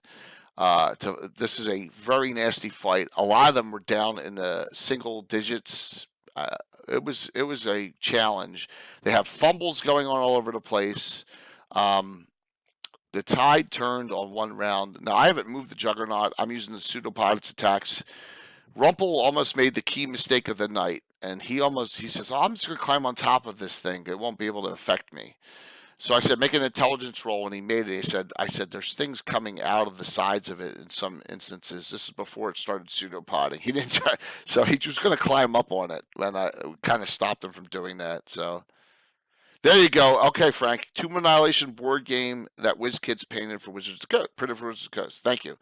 But Frank, do you know of any other Juggernaut? Even Reapers made one. I don't know of any other one, so I had. Okay, cool. You have it too. Awesome. It's the only one I know of, and at least we have a Juggernaut figure to use now, which is cool. So good to see that you love it as much as I do. I could not wait. So even Gitana will tell you. Oh, they do? Okay. Even Gitana will tell you he wasn't ready for the Juggernaut, so I even got him. They're all ready for some kind of, undead trap or something, but it wasn't. It was all the cult Shriven Sickle showing up with a Juggernaut trap. And I had done this, I guess it's got to be 1999, I think it's the date. You were not expecting that to come. See, it's easy to, I like to have it so that things are explainable. This explains exactly why they're not detecting undead anywhere, right? They're not detecting evil anywhere. So I'm glad I even got a Grogner like Gitano in on this one. The kids were scared to death at this point. They're shooting all over the place. They're shooting into melee combat. Oh, so Tom McCoy learned a lesson. You shoot into melee combat in our game. Our house rule is the following. Let me just say thank you very much for the follow. I really appreciate it, Captain Mike, I believe it was. Thank you very much for the follow. Shooting into melee combat in our game, great. You hit, cool. You miss, you're rolling on the rear armor class to hit one of your friends. If there's 3 friends attacking it, I'm randomly rolling for one of them, and you may hit. And first time he did it, he missed, shot one of his own people for like 14 points of damage. Never did it again. So I've learned, learn by doing, right? So they learned not to shoot into melee combat. Cool thing. Yeah, and I got a great message from him, and I'll share that. In a second. So the fight goes on. This fight went on for a while. I'm looking at our time. We actually ran long on it. We ran till 3:39, I believe, which was okay because they were having fun. So there's the dude. I love that figure. I love that guy with the head. So I always have that guy as a white, one of those warrior whites with a lie head, and he's going to throw it. And he threw it at Tom, and Rumpel's hiding. Rumpel's always hiding and trying to backstab. Rumpel's get hit with area effect spells every time someone does something. He got hit with a lie head, and that's awful acid damage. Yeah. Another thing, throw against. Don't just go fireballs. Throw stuff against them or players. Just my suggestion that they can't defend against. And it doesn't have to do as much damage, but just to show them it's not all a fireball, magic missile, lightning bolt, free for all. So I gave Davida, the Dark Elf Mage Thief, I gave her one of my favorite spells, Acid Bolt, which is a 4th level Dark Elf spell from the Drow of the Underdark book, which does area. It's like a super Melcessid arrow, and she cast that down the hall and did a lot of damage to all the named characters in the Cult of the Shriven Sickle. It was good to see that Howard used it at the right time, because they all had fire resistance on. So the Necromancer was saying, see, I told you this would be, so the first thing they did, someone threw a fireball down there, and they all took quarter damage. Some of them, because they were prepared for fireballs. So Rumpel got hit more damage from hiding. Yep. So Howard did a good job, but Howard's about to go down. So Davita's about to go down. She gets critical hit, chest injuries. She gets knocked down. As you can see the figure there, she's down. She's not dead, but she's down. But the fighter is severely damaged. So this fight, and notice over here on the far left, of that picture, you see Abdul still looking at the teleporter and casting spells down the hall now. The half-orc fighter thief backstabs and puts Abdul down to 9 hit points. Yes, so it swung against you this round, but the next round was key because I have 6 attacks with the Juggernaut every round at 4 to 24 points of damage, and I fumbled on the first roll. Lost 5 attacks. That sucked. Then Abdul casts hold person. They have a prayer on -1. Hold person at -2 direct target on the fighter thief. -3 on his save. Even for like an 8th level thief, 7th level fighter. I need like a 15 or 16. He's held. He's out. Fight started swinging. You can see the fighter goes down. They kill the Juggernaut. I just moved it out of the way at this point. The Juggernaut's gone because they're all beating on it. The undead hunter's taking care of the vampires. The area affected a lot of the half vampires. The fight's going really well. The Liehead guy is fighting Tom one-on-one. So the fight went very well at this point. They're doing well, and then near the end of the fight, the unthinkable happens. I use my last desperation 5th level spell. I use Slay Living on the undead hunter Samantha, and she fails her save, and I kill her. I kill my own NPC. Well, in this game, I killed my own NPC. So there was a death. So Samantha Crakesbone dies. They're all out of hero points. All the hero points have been used up, which is cool. They figured out that they really needed them. But the undead hunter is a casualty. Everyone else is severely damaged, but they lose 1 character in the adventure. And then they did some treasure division. They did it by need, and we had a really good time. And I think I'm ready to run this at GaryCon now. I may ask for. Look at that, perfect. Let me make this happen. Let me make this run normally again here. So it was cool. It was a cool adventure, and I'm glad I ran it for the first time at a convention. And I promised. Howard said to me, and let me see if I can find it. It's on my page here. It was a very nice. It was a very, very nice thing he said that I was very proud of.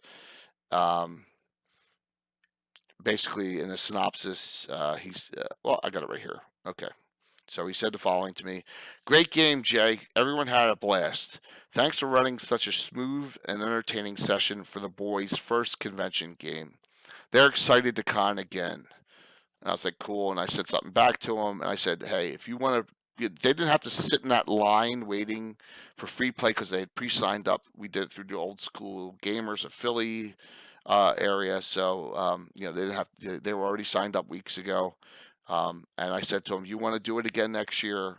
Just contact me ahead of time. We'll do another adventure at PAX next year. And they're like, oh, absolutely. So it was a great experience. I got some converts out of it, and I got some, next generational players. They're playing Pathfinder now, and who knows, maybe they'll play some old school here and there. But Pathfinder, hey, whatever you play, as long as you're playing, it's cool. So, okay, let's see. Yeah, am I going to change it up for GaryCon? It depends on who plays. So if Mike's playing in it, yes. Who knows, if Anna's playing in it, she sat in on a little bit. While she's not here, maybe I wouldn't. But we shall see. It went well. Yes. Oh, thank you. I could stretch that out longer, Gitana. You're absolutely correct. There was more, there was options.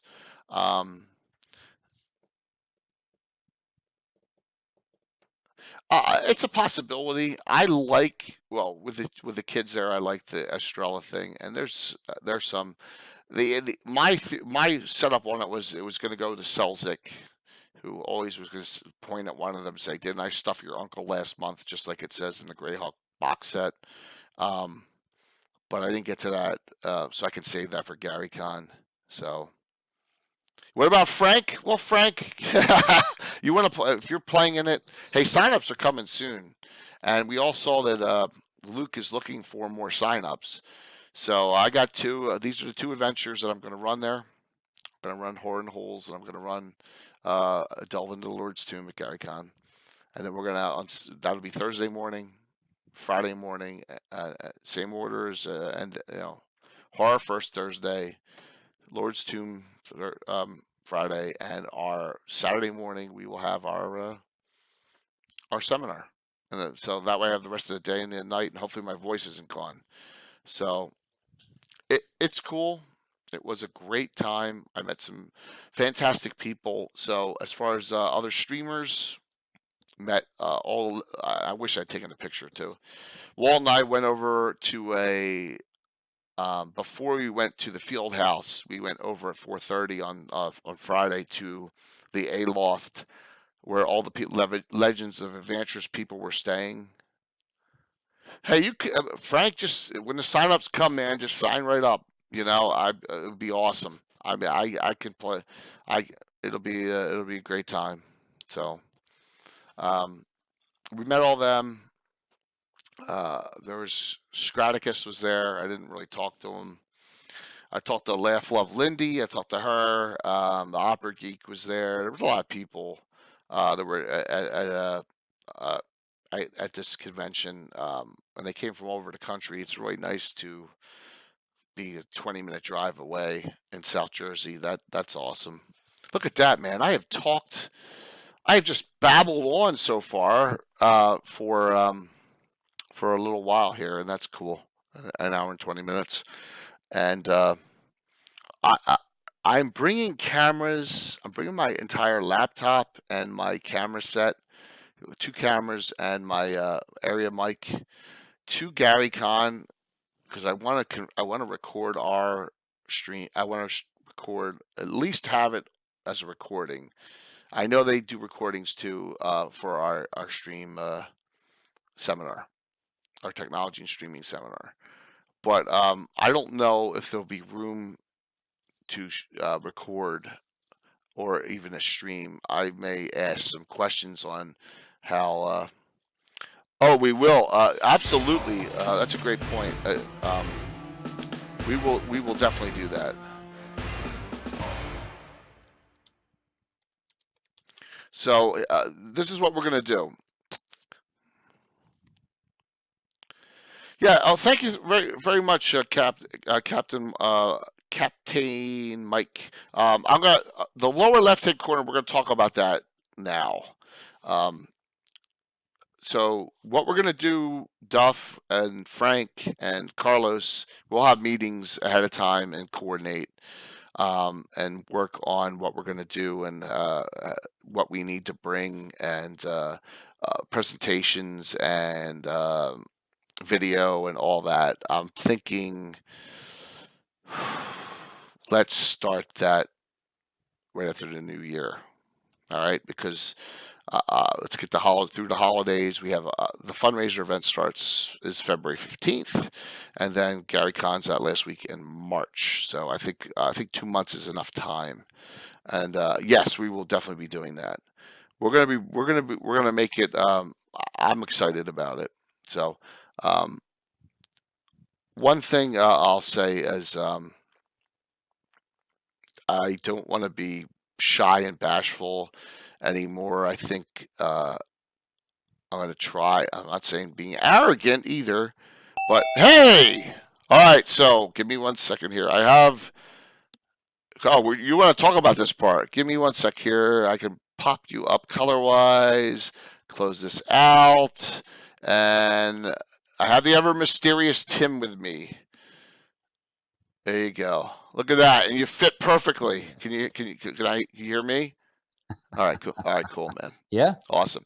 So what I want to do is really use GaryCon to have a blast with everyone, and I think the 4 of us in this technology stream could really make a good impression on everyone. That you could be a small streamer, right?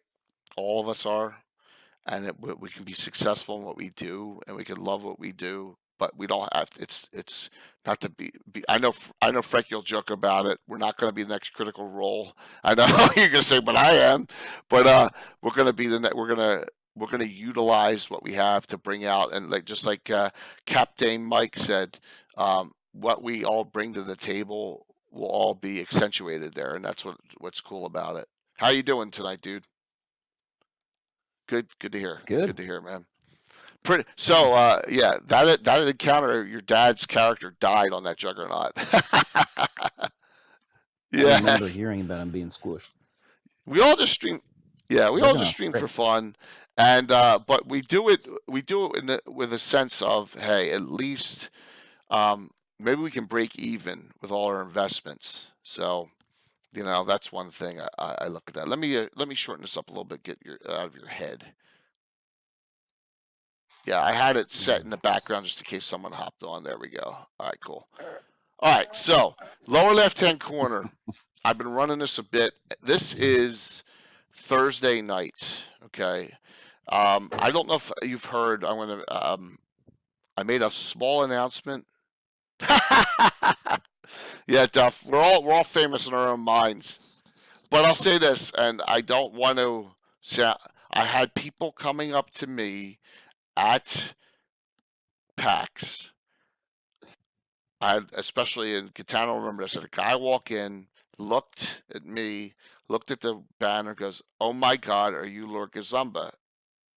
And I'm like, "Yes." And then he's like, "I was watching Reaper about a month ago when Reaper raided into your channel, and I was like, oh my gosh, this is awesome. And I didn't know you were going to be here." I was like, "Well, cool." And he was a military guy. Him and his wife were both stationed down in Virginia Beach. He came up. So it was cool. It was super cool. So an announcement, if you don't know, that Reaper is going to, and I'm not going to sure if they do it every week, but their Thursday night recap show, they're going to show a couple picks and update their audience. Oh, wow. Glorious Badger. Awesome.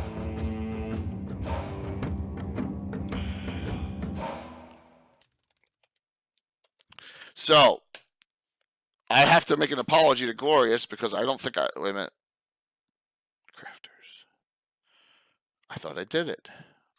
Glorious, I thought I added you onto my my thing, and I apologize. I thought you were here. So, Glorious Badger's a great painter, crafter. Please, just as it's spelled, Glorious, please link your site on in the chat so everyone can check you out too. Please do that. Thank you for the host. Reaper is going to do a Lord Gazumba channel recap on their Thursday night shows from the previous week, which I think is, that's awesome. So Tim was actually taking pictures for this, and Tom, and a lot of these pictures are in the lower left-hand corner, kind of with a high-resolution camera. So we have a lot of them set. So I have a lot of pictures from this night. Yes, Reaper has been so great to us and all the other crafters, and I know Frank loves them. Working with Nightheart Gaming as well. In fact, Frank was the first D&D stream channel that they sponsored, which was awesome. And so it's a big step. It's huge. I'm excited about it. And this game on Thursday, Heroes of Greyhawk night, we had what an experience to have Anna Meyer in the house. What do you think, Tim? Huh? Oh, it was awesome. So I'll say this. I'll go back to this picture here. That's a bad picture of me. It really is. I look like a beach whale. But yeah. So in this picture is myself and Anna. Of course, she has her Anna Meyer shirt on, and then Christoph Nolan. If you know Christoph runs the Greyhawk online Discord. Let me link those. I have those. All right. So. Greyhawk Online Discord, him and Brian Blumklotz run that, and he is also he owns Greyhawk Online, runs that, and is the publisher for the Earth Journal. Okay, and so Christoph, and they live in South Jersey. They only live 45 minutes away from our home. Him and his partner Anita came, and Anita wanted to play, so I gave Anita Cassandra Carlos, Fighter Maester, and so I said, "Hey, you can play her. It's no problem." So she was a little scared about doing it. I said, "I'll help you out. Don't worry about it." So, and of course, everyone knows who our friend Tim here played. Tim played the longest named character. New Earth Journal will be coming soon. Yes, Will, absolutely. They will be coming soon. I think it'll be coming by Christmas. Say the name of the longest named character in existence. Sir Reginald Rathmore David Errol Trampier the Fourth, defender of the faith and vanquisher of the unrighteous. Exactly. Now, so he is the He is the fourth. fourth. He holds a really, though, bad distinction. And now, yes, he is the go longest tenured apprentice to the Order of Ulick in existence. From the early 80s, he applied and he's been an apprentice, but he only went up to the Order of Ulick. You have to do a major campaign adventure at Lord status. He is a Cavalier Paladin at 8th, and then he Tim, was away on tours or whatever and duty and all that. So when Tim came back, he rarely played Reginald. So he never made it to 9th. Well, that's okay though, because usually when I do my paladins, I usually do really take them into the they're leaders, they're holy people. They go out and they help the downtrodden in earnest, the real downtrodden, not just glory mongering adventurers. So, my past paladins have done that. Jay, role played it. He was, so it's, to avoid the hubris. It's a terrible pitfall of a knight. He was just busy doing good works for the common people and the good people, and staying, pursuing righteousness and holiness and not pursuing glory. And so, he never made it to the full night, but that's okay. He dual classed a mage. Now, before we were streaming, I NPC'd him once. I don't even know if I told Tim. We did Murloc's Invaded Narwhal adventure, and he was 2nd level mage. He was 8th level paladin, 2nd level mage. And remember, in 1E2E, very robust. 1E2, you got to surpass. So that was great. But now he's 6th level. And by the way, no one went up from that adventure on the Thursday. Well, that's it was a big group. Yeah, absolutely. You're right, Kitano is a quality that can't be measured in it's years. But we're talking about a lifetime in the game. And so, hey, it is what it is, right? Jason. Oh, Jason, you haven't seen it yet. All right, so I haven't. Murlocs. I don't know what he's saying. Jason, I don't have. I'm sorry. I've corrupted Greyhawk. Okay, my favorite. What's that? You hate them? You hate them? Yeah. Yeah, I don't. My favorite. Were they involved with Wall Street? Because No, I know I have on his character sheet. He hates all followers of Wall Street. No, they weren't. So the deal is this: if you're a World of Warcraft player and you walk through an area in Elwyn Forest and you went off the path the wrong way, you got swarmed by 8 of these things with all that noise, right? I was like, this is a great D&D monster. Well, they actually have figures for them, Jason. We have 12 of them painted. So, yes, you're only going to be in the Lord Gazumba Index, the Order of Ulick campaign index for these. So this is what I did, Jason. Murlocs are bred fishmen by the Croatoans, who have a negative affinity to sun, and they can use them to raid the surface world. There, I made it at least semi-logical. Yes, so there you go. Yeah, a slave race to the Croatoans. So you have them from the FFG box set. Okay. You know what I'm saying, man? It's so cool. I mean, that's the one I brought in. So, what were your highlights on Thursday? Thursday? Well, I rather liked the I don't know, just the whole I like the beginning because Reginald kind of was joining in a new crowd and watching Anna and Anita just kind of start to the initial fitting in. I thought that was fun. Absolutely. Absolutely. I know whenever I have a chance to have a the Cavalier Paladin make announcements. I always enjoy that. So I enjoyed the announcement, and then nobody was interested in helping the downtrodden until I said there's spoils involved, Exactly. and then I thought I did not expect. I figured the Drow connection, but I did not expect the Drider. That it was a was. surprise. So Yes. I mean, I should have here's how the expected whole it, thing but happened, and we did it. And hey, I'm Schwark. I'm back from PAX, and this isn't your copy. This is my copy. Your Wolves of Mercia card game will be going out tomorrow. Okay, so just know that you won a couple weeks ago. I've been at PAX Unplugged in Philly. Good evening. So my highlight of the first part was, now we have a Timothy Brannan witch. Okay, and if anyone knows Timothy S. Brannan, who does all these publications, has a witch class. We have a first yes, that was edition good. witch. I know She's a what you're witch talking about. thief. You Yeah. can see it. It's one of those Reaper witch figures, which is cool. We have a super. I'm hoping they use this in one of the recaps. It's a super cool angle. I'll make sure I highlight it when we get to it. Yeah. Paladin, subclass of Cavalier. In our game, Jason, you have Paladin, subclass of Fighter. Paladin, subclass of Cavalier. They're two separate classes. Because Right. The fighter one love is the them, better yes. We kept the old Fighter Paladin in. Didn't get rid of it. Now, it was gone for about 5 years. We said, this is stupid. We're going back to the old Fighter. But you can keep the Cavalier Paladin version too. So they both exist. Well, yeah, because the problem with the Cavalier is a little bit of uppityness, and uppityness is the direct opposite of what a paladin should be doing. They shouldn't be Exactly. that way at all. I agree 100% with you on that. So Makes it hard.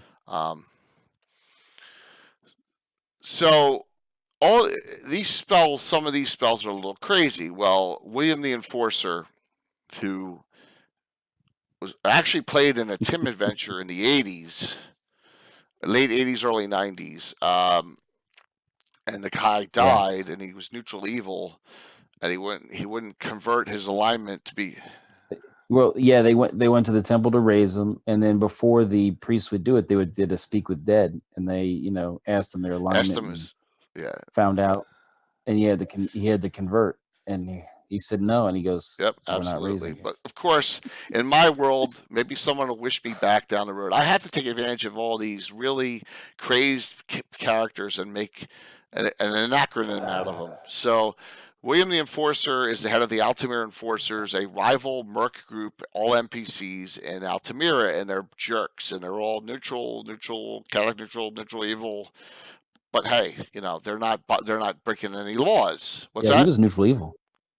I know he was. He was neutral evil. So he goes off and he starts harassing Anna's character, Imri, which I thought was a little bit of a little funny on my part, but a little maybe, hey, I don't want to start her off with a bad taste in her mouth on our campaign. And then the best thing, though, in the world, Walt's witch cast Sour Stomach on him, which was hysterical. And I rolled a 2 on the save. And you got rid of him quickly. It didn't break into, because it could have broken into a bar fight. It didn't. He ran out. Yeah. And yes, it was awesome. So I was glad to see that. That was like the early highlight for me and a lot of other people. But I loved, and these angled picks you took, I'm assuming that you did with the light source, they're really nice in here now with the party coming up. They're cool looking. You did a good job with it. Taking the resolution of the picks. Yeah, that was a great one, Illustrian, wasn't it? It was cool. It was a great evening. Reaper raised us again, which is awesome. And I got giveaways set, so I prepared for that. But earlier in the day is when Michael Collins had emailed me saying we want to do a little we want to do a synopsis of your weekly stream on the recap show. And I'm like, hell yeah, you know what I mean? I was like, all right, what do you want?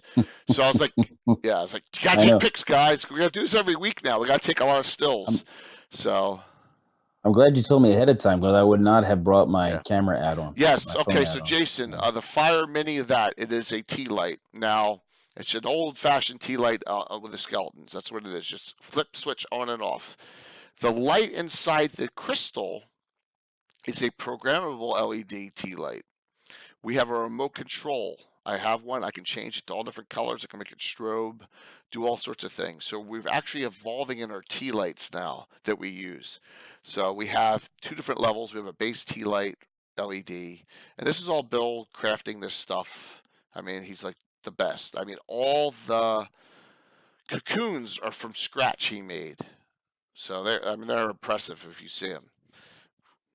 Yeah, and anyone who saw Aliens, the second Aliens movie when they were young, older people, and they remember the effect it had on you when you saw it, you relived it if you got a close up of those cocoons. They were disgusting. Yeah. The eggs, and that's what I just Yeah. kept thinking of.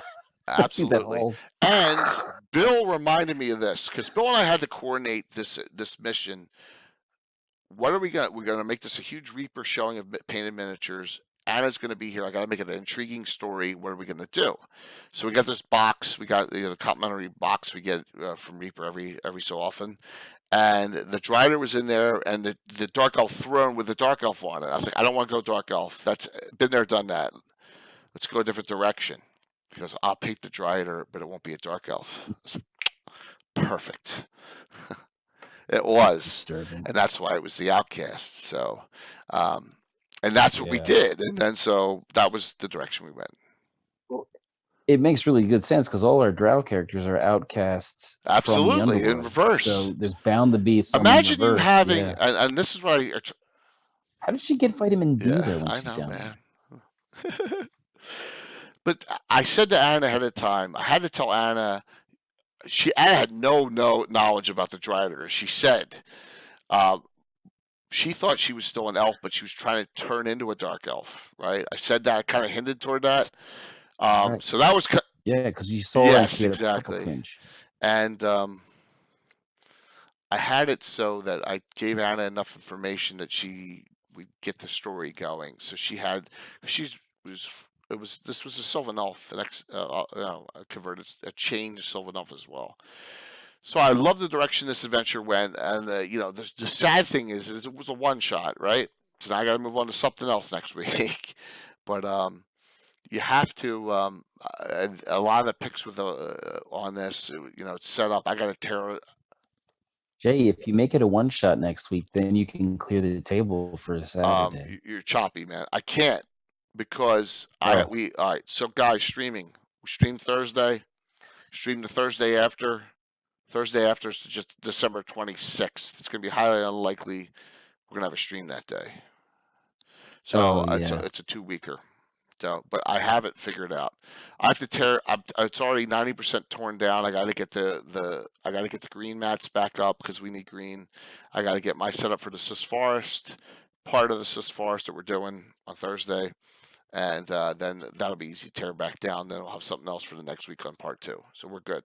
So this is the kind of stuff we got to coordinate now with Tim in between an actual adventure. Yeah, it's not Sorry no about problem. that. So we fought a bunch of verbeegs. No one could figure out what the heck they were, right? Christoph's like, what the heck are they? What the heck are they? What the heck are they? Oh, man, thank you. Hello, Slug. What's up, man? So everyone saw the picture. I'm going to show you again real quick. I'll go back to that. So it was really nice. Did you miss you mentioned one picture of the witch? Yes, but I'm going to go to this picture over here. So I met Rick, Hope, and his crew at the field house on Friday night. But okay, so there they are. So very nice meeting you. Thanks, man. I hope you had a great time there. I had a fantastic time. It was awesome. Very nice meeting you. You got some really great players in your group. It sounds like you're having a blast running Strahd. So keep it up, man. And thank you so very much. See the pick below. That's the pick. I think that's iconic. Look at that shot. That is an awesome. Yeah, I was happy with that one. That's the best shot out of all of them. That look at her looking up and then she moved up. Let me go back to that one more time. It is awesome, dude. That is the best one, I think, in my opinion, out of all of them. I'm guessing where it is now here. Oh my God! Do you know how many picks I have in this thing? I had trouble. I couldn't get super close to them because it's not a close-up camera, but the resolution is so that you could zoom in close and crop it. I mean, you can do that from almost all of them. You can zoom in tight because it's time 10 Oh, it was before that. magnification, optical. Yeah, Yeah, it was optical. it was an awesome pick, man. You did a great job. Great job with that pick. And there's Bill and Alan. These are the guys you never see on Kenton's stream, guys, because they hide. So, oh, who's that dude? Who's that handsome Look at that dude? handsome devil right Yeah, there. the money shot. There's Tom. So, guys, I've gotten this question. Christoph finds it amusing. I talked to him about it. Everyone's saying who's the hot girl that Anna's friend. Okay, well, Anna didn't bring someone as a friend. It's Christoph's partner. So there you go. Anita is Christoph's partner. But I got him out about 4 times. So I was like, hey, So finally we had some women on our stream. That was cool. So yeah, that is the money shot of money shots. That is such an awesome pick. So, well, thanks, Mike. I know. I like that figure is a great figure. The figure just kind of, yeah, it's a really Yeah, it's good figure. perfect. It's a Reaper too, great. dude. It's Good not a position. Dark Sword like Yeah. it's not Styre, which is the Mountain. That's a Dark Sword figure. It's a Reaper mini you did this on. So that's the pick that I sent to Michael Collins. I put them all in Dropbox. I said this is the one you want out of all of them. It's perfect. I mean, it's such a great look. So there you go. Yeah, and the green makes it a really good. You can pick up the silhouette of it really Yeah. nicely, so that's good. Absolutely. I like that one too because you see It is where a she cool moved figure. to that round. I like that one as well. So Yeah. guys, besides the GeoHex, which is the base stuff, as you can see, all that is crafted by Bill. Those are, if you do crafting, those stupid Michael's Christmas trees, that's what they are, that they sell every year. And then they have too many of them, and then they get rid of them at 40, 50, 60%. Go buy, if you guys do crafts, buy a bunch of them, man. You can see Bill's added them to like the pieces, and I have some individually. He frocked them up a little bit more. They're cheap, super cheap. So just a suggestion out there. Right, Tim? Right. Absolutely. We have so much terrain. I don't know Yeah, what to you do gotta with it. adapt and What's that? overcome. You gotta adapt and overcome and Absolutely. modify. So this kicked off PAX for us. This Thursday night event, the Heroes of Greyhawk night. Yeah, and Gaetano, you see from Bill the perspective he has. He does a great amount of work, and we think about what we're making ahead of time now for the streams because of all the stuff we're getting from Reaper, and try and project out what would be the best thing to use at the right time. So there goes my voice again. One sec. Go ahead, Tim. Say something. Well, I've planted a seed or two, so when Bill has a chance in the future, he can help out with something, so I can at least surprise Jay on one of these Saturdays. Hey, that's fine. Just keep it, because I'm playing in your adventure like I have been. I got 2 great characters in that, and this Saturday I don't have to DM. I can play again. So, hey, you know what? So good. And this one's it's gonna be like we know we dealt with all the peons. Now you're gonna be a high level fight in their hideout, so it's super cool. Gonna be your bread and butter. What are the green mini maps they have at the table? You mean on the upper right hand green mini maps at the table? Let me go back. You mean at PAX? Jason, that's your question? Let me see. Where is he talking about the dry erase one?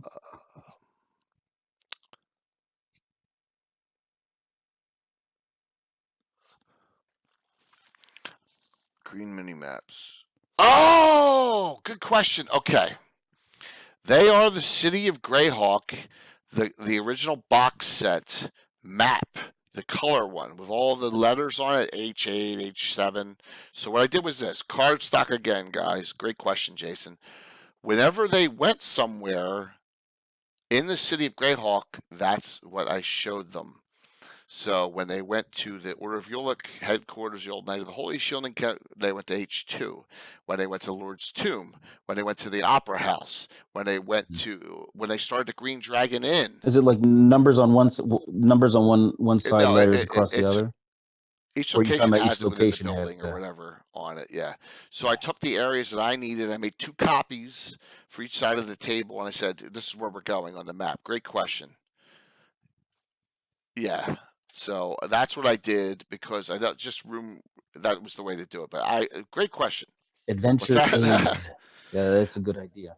Yeah. Adventure aids for So the crew. Yeah. Otherwise, it slows it all down. So yeah, it's good to have that if you're so time Rick stressed. Slug, are you still there, man? Did you play in any games? Adventures League games? I was just curious, and how it went. If you want to put that input into chat, please do. What you played, we'd love to hear it. You know, if you're there still, that'd be awesome. And like I said, thank you for the support, and he bought me around. So I had a girly Kahlua and cream on him, and that was awesome. So like I said, it was a great 3 days overall. Um, I'm burnt out. Met a lot of people that I've seen. You know, I had met Anna Meyer at Gen Con, so I had already met Anna, but Anna in my house is like momentous. Um, yeah, That was it was fun. a great Yeah. time. I can't believe this. We're almost gonna go the full 2 hours, guys. I thought we'd go no more than an hour and a half tonight. I didn't think I'd be able to talk this much, but Well, you had a really good recall of your and recall synopsis of both of those adventures. So yeah, I just because it's fresh in my mind because we just did it. So thank you, Katana, for saying that. Let me get down here to the final. All right, so real quick, they killed all the ogres, Verbeegs, the Verbeeg shaman, and the hill giant. Hill giant and the Verbeegs are all Reaper paint jobs. Yeah, I got Gitano. I got 4 days left of work in the year, Monday through Thursday, and I'm done till January 2nd. I got all this time I got to use. This is gonna be tomorrow's gonna be rough, but I sweet. got a lot to do, but it's gonna be rough. I don't have as many underground pictures as I'd like, but this fight is pretty cool looking. There's the Etten that Bill painted, okay, and all the spiders all over the place that were her minions. Um, she was Oh, I had another go highlight. I'm for it. sorry, I had another highlight. When I blew my second highest level spell, because I had two high Yes. level spells. When I blew the second one on the crystals, and it was Oh nothing but just yes. edge dressing and decoration. I was sure it was like some sort of key, like drow energy thing that she was using to power herself. I thought this is gonna be good, and it just was like, you changed the color. I was like, Yeah, so I know, and then and Christoph goes, "Hey, the color changed." I said, "Yeah, here." I had to remote. I said, "I changed it. That's you took the purple out." Yeah, that was yeah, funny because once again, yeah, that Jay was good has a though. red herring. Yes. That's all right. It's all good. It's part of like, hey, could have been great, could have, but he would have never had a chance to use that spell anyway in the mass melee. He would have hit too many of his own people. There's not a Yeah. single clear shot he had, so So it was all so right. Captain Mike has Still, a great question. No, we what was the did you question? meet all the people that you wanted to initially, or most of them at least? Most of them, I missed one. And we just does everyone know who Eric Mona is? I know Jason does. I know Gaetano does. Okay, Eric Mona. It was one of the heads at Paizo now, and he used to be huge with. I don't know if was he with TSR or just Wizards back D&D days, and he did a lot in the. Okay, so Eric Mona has told Anna he will come on Legends and Lore. Okay. So let me see what Slug Cool. says. No, Avengers League was able to sit in and play with a paladin running a 5e crawl based in some of the dungeon of the Mad Mage. Cool. It was pretty fun. Classic kick and door kill bags. Dude, but that's it. You're playing with friends. You're there having a good time. I know you guys got a lot of board games you wanted to play, right? It's cool, man. I'm glad you enjoyed it too. I said it was an honor meeting you and your friends. That was awesome. It was awesome, man. So thank you so very much first of all for coming there and meeting us there. You know, so that was great. Definitely. Eric Mona and I just couldn't get together. Anna was still. I texted Anna around 2 o'clock today. I said, "Have you gotten with Eric Mona yet?" And she's like, "No, I keep on missing him, but I know he'll talk to me before the end of the convention."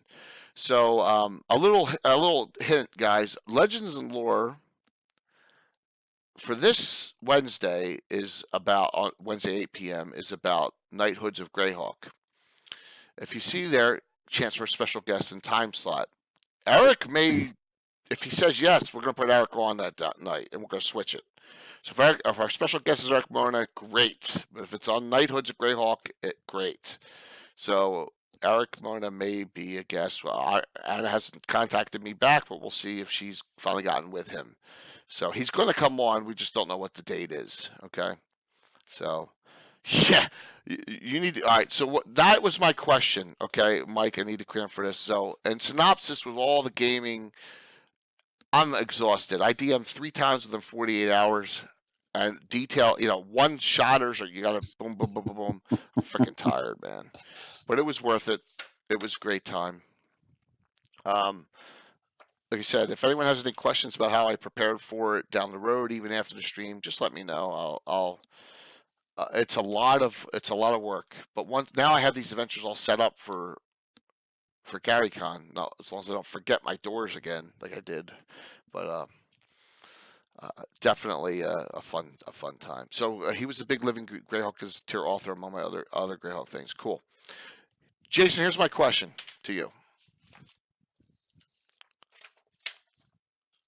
I got your compendium here.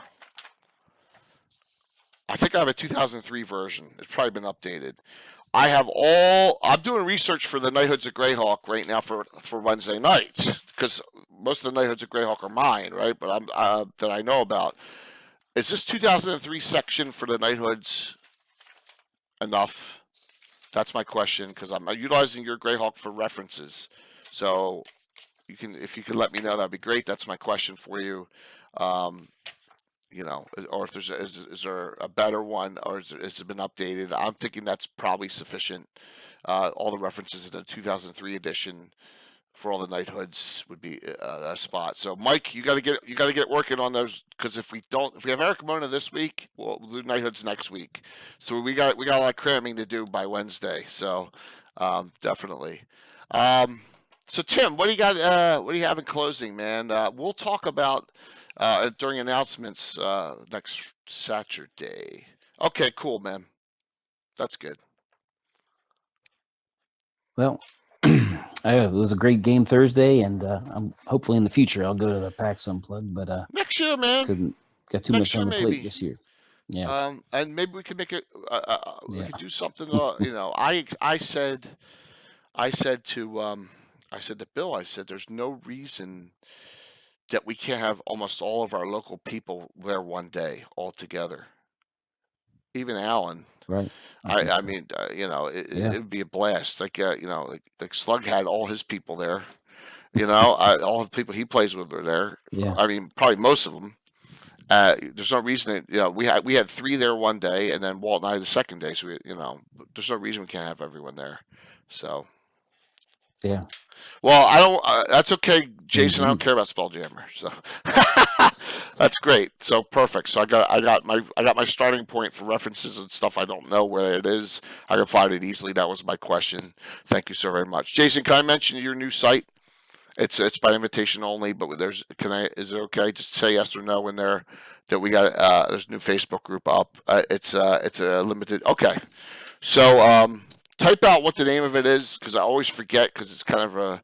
So Jason Zavoda has made a new site up for some of us for sharing information in Greyhawk and on Facebook, and I'm asking him to give us, let me know who I can add into it. I want to add my guys into it and a couple other people, but it's a good one. It has myself, Carlos, David Leonard's in there, Tommy John Kelly, I believe, is in there, Matthew Minnie. There it is. Okay, so there's the Facebook group that Jason has set up. It's a nice one. It's got Gitano's in there. Greyhawk Earth Abides. I kind of like the name. So that's cool. All right, so what do we got going this week? Legends and Lore, I've already listed. That's our next stream, Wednesday night. Mark's off this week. He'll be back next Monday. It'll either be Eric Mona or Knighthoods of Greyhawk. So one of the two guys. We'll let you know that day.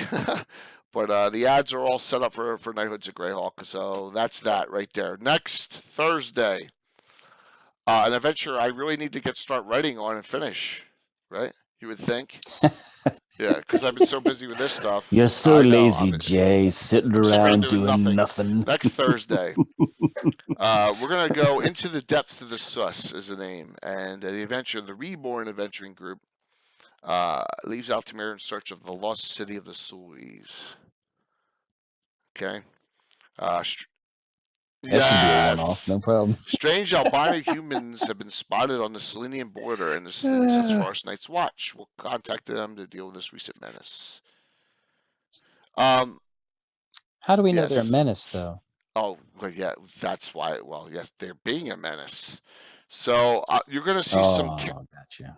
It's not just because they're albino. They're being a menace. This is a 2-week adventure. So are they going to find the actual lost city? Who knows? Probably not, but they're going to find something. And it's going to be one of those forest adventure type things with some surprises thrown in and out of it. It'll be cool. 2-weeker, I will be missing Tom this Thursday. And I'm missing Bill to like 9:30 that night, so I'll have a good group of players there. It's at least 2 weeks.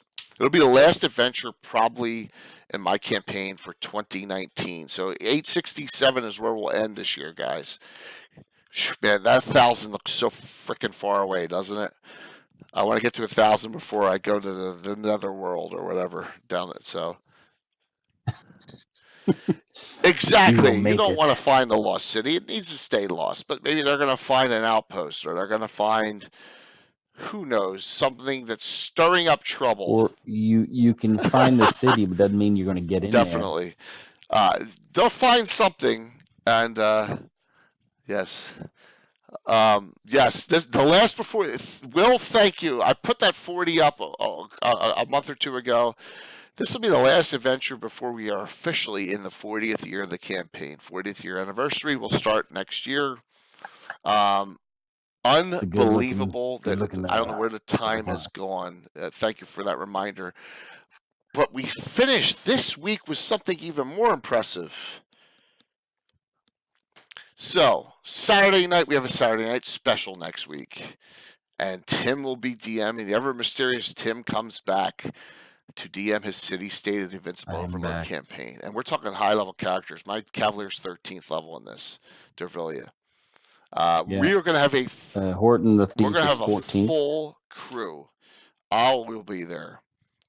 Alan will be there. Walt will be there. Finally, Walt will be there. Mark will be there. Yeah. Your dad will be there, right? Valerie will be there. Yep. We're going to have a full house for this. I think Tom's the only. Bill's 50-50 and Tom is out. We'll have It'll be the largest group we've had for your city-state adventure to date. In 25 years. 25 years, yes. So I cannot wait. Yeah. So, and Alan will be play testing or demonstrating my new fighter subclass. Commando. Good, man. Good. Commando, light fighter. So we'll see how that goes. And to keep things busy, the night after, Sunday night, our next Gabbin. And of course, Carlos gave me the idea in his post on Jason's new site. And it'll be episode 75, those hidden gem NPCs. So I want to talk more canon than non, because everyone knows Michael Baton and Fritz. Well, Michael Baton's a player character, so he's not eligible. But I want to talk about those that are in the world of Greyhawk, like my favorite of all time baddie, Sharon Valinar. I love her, the head of the Free Reavers. Valderessa Sharn, Jalarzi, Mariel. A whole list are on. Yeah, it's going to be a great week, man. Another great week of content here, and I'm there's a lot. Andy Markham put a ton on there already. Carlos has his. I'm going to try and list up a whole bunch, and hopefully we get a lot of input. I haven't even asked for special guests yet, but I'm open to some special guests next Sunday on the stream. So good night, man. Thank you, and very nice meeting you too, man. Thank you so much for the extra the gift sub. That was awesome. Have a good one. I'll talk to you soon, Slug. So, guys, a great amount of content, and we went over the 2 hours, and my voice is burning, but that's okay. And I'll say in closing, I had a blast the last 4 days. How about you, Tim? It started great.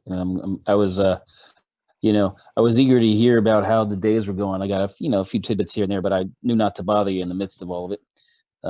So I was hoping you guys were enjoying it. I'm glad. Sounds like it was great. Sounds like you all enjoyed it. I'm glad, and I hope in the future we made be some able new to friends. slice off some time Met and get Gaetano in involved. person. He played in both games, guys, as you saw.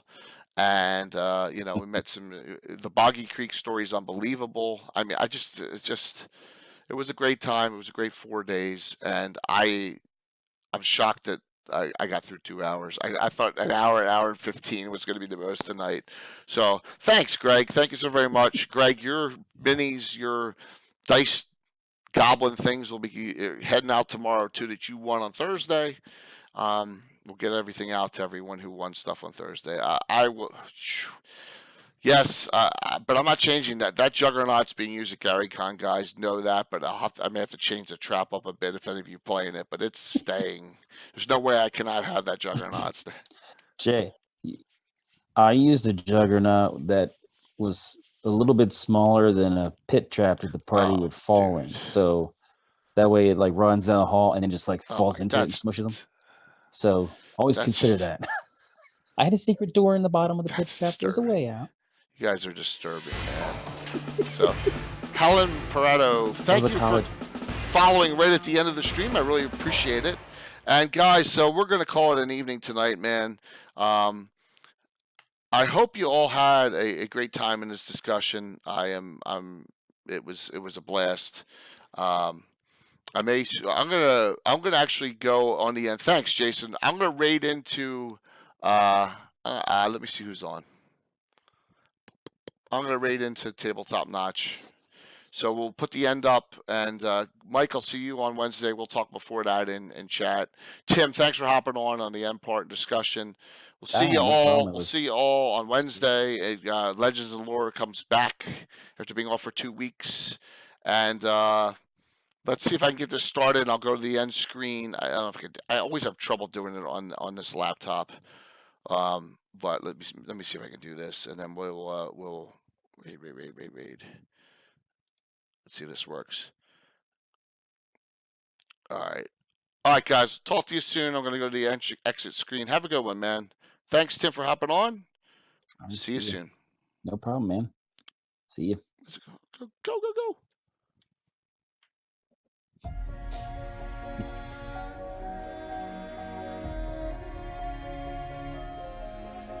Awesome, man. Yeah. Well, I was listening to it as the evening was going on, as I was doing laundry and preparing for the week and getting Mark situated and all that. And, I didn't know anything. I was not on early because I wasn't there. But it sounded really cool. It sounded great. Yeah, it was a good time. It sounded like what's it like to get in? Like when you're trying to set up? Is it because you're running something, you get special no, it's just not ID really. or... No, not at Gary Con you do, but not there. So how do they know you're allowed in to set up? There's a sign up, and so there's a sign up and a whole. I'll show you when you're over here. If we have some extra time, to chat Saturday before your game after we set up, I'll show you. So. It's not a big deal. I just was curious. It sounds like it was real fun. But now that I know how it works, last year I was scared. We're done. It's just Timmy. We're done. That was my. Hi, whoever that is. Oh. Yeah. So let me end this off. So.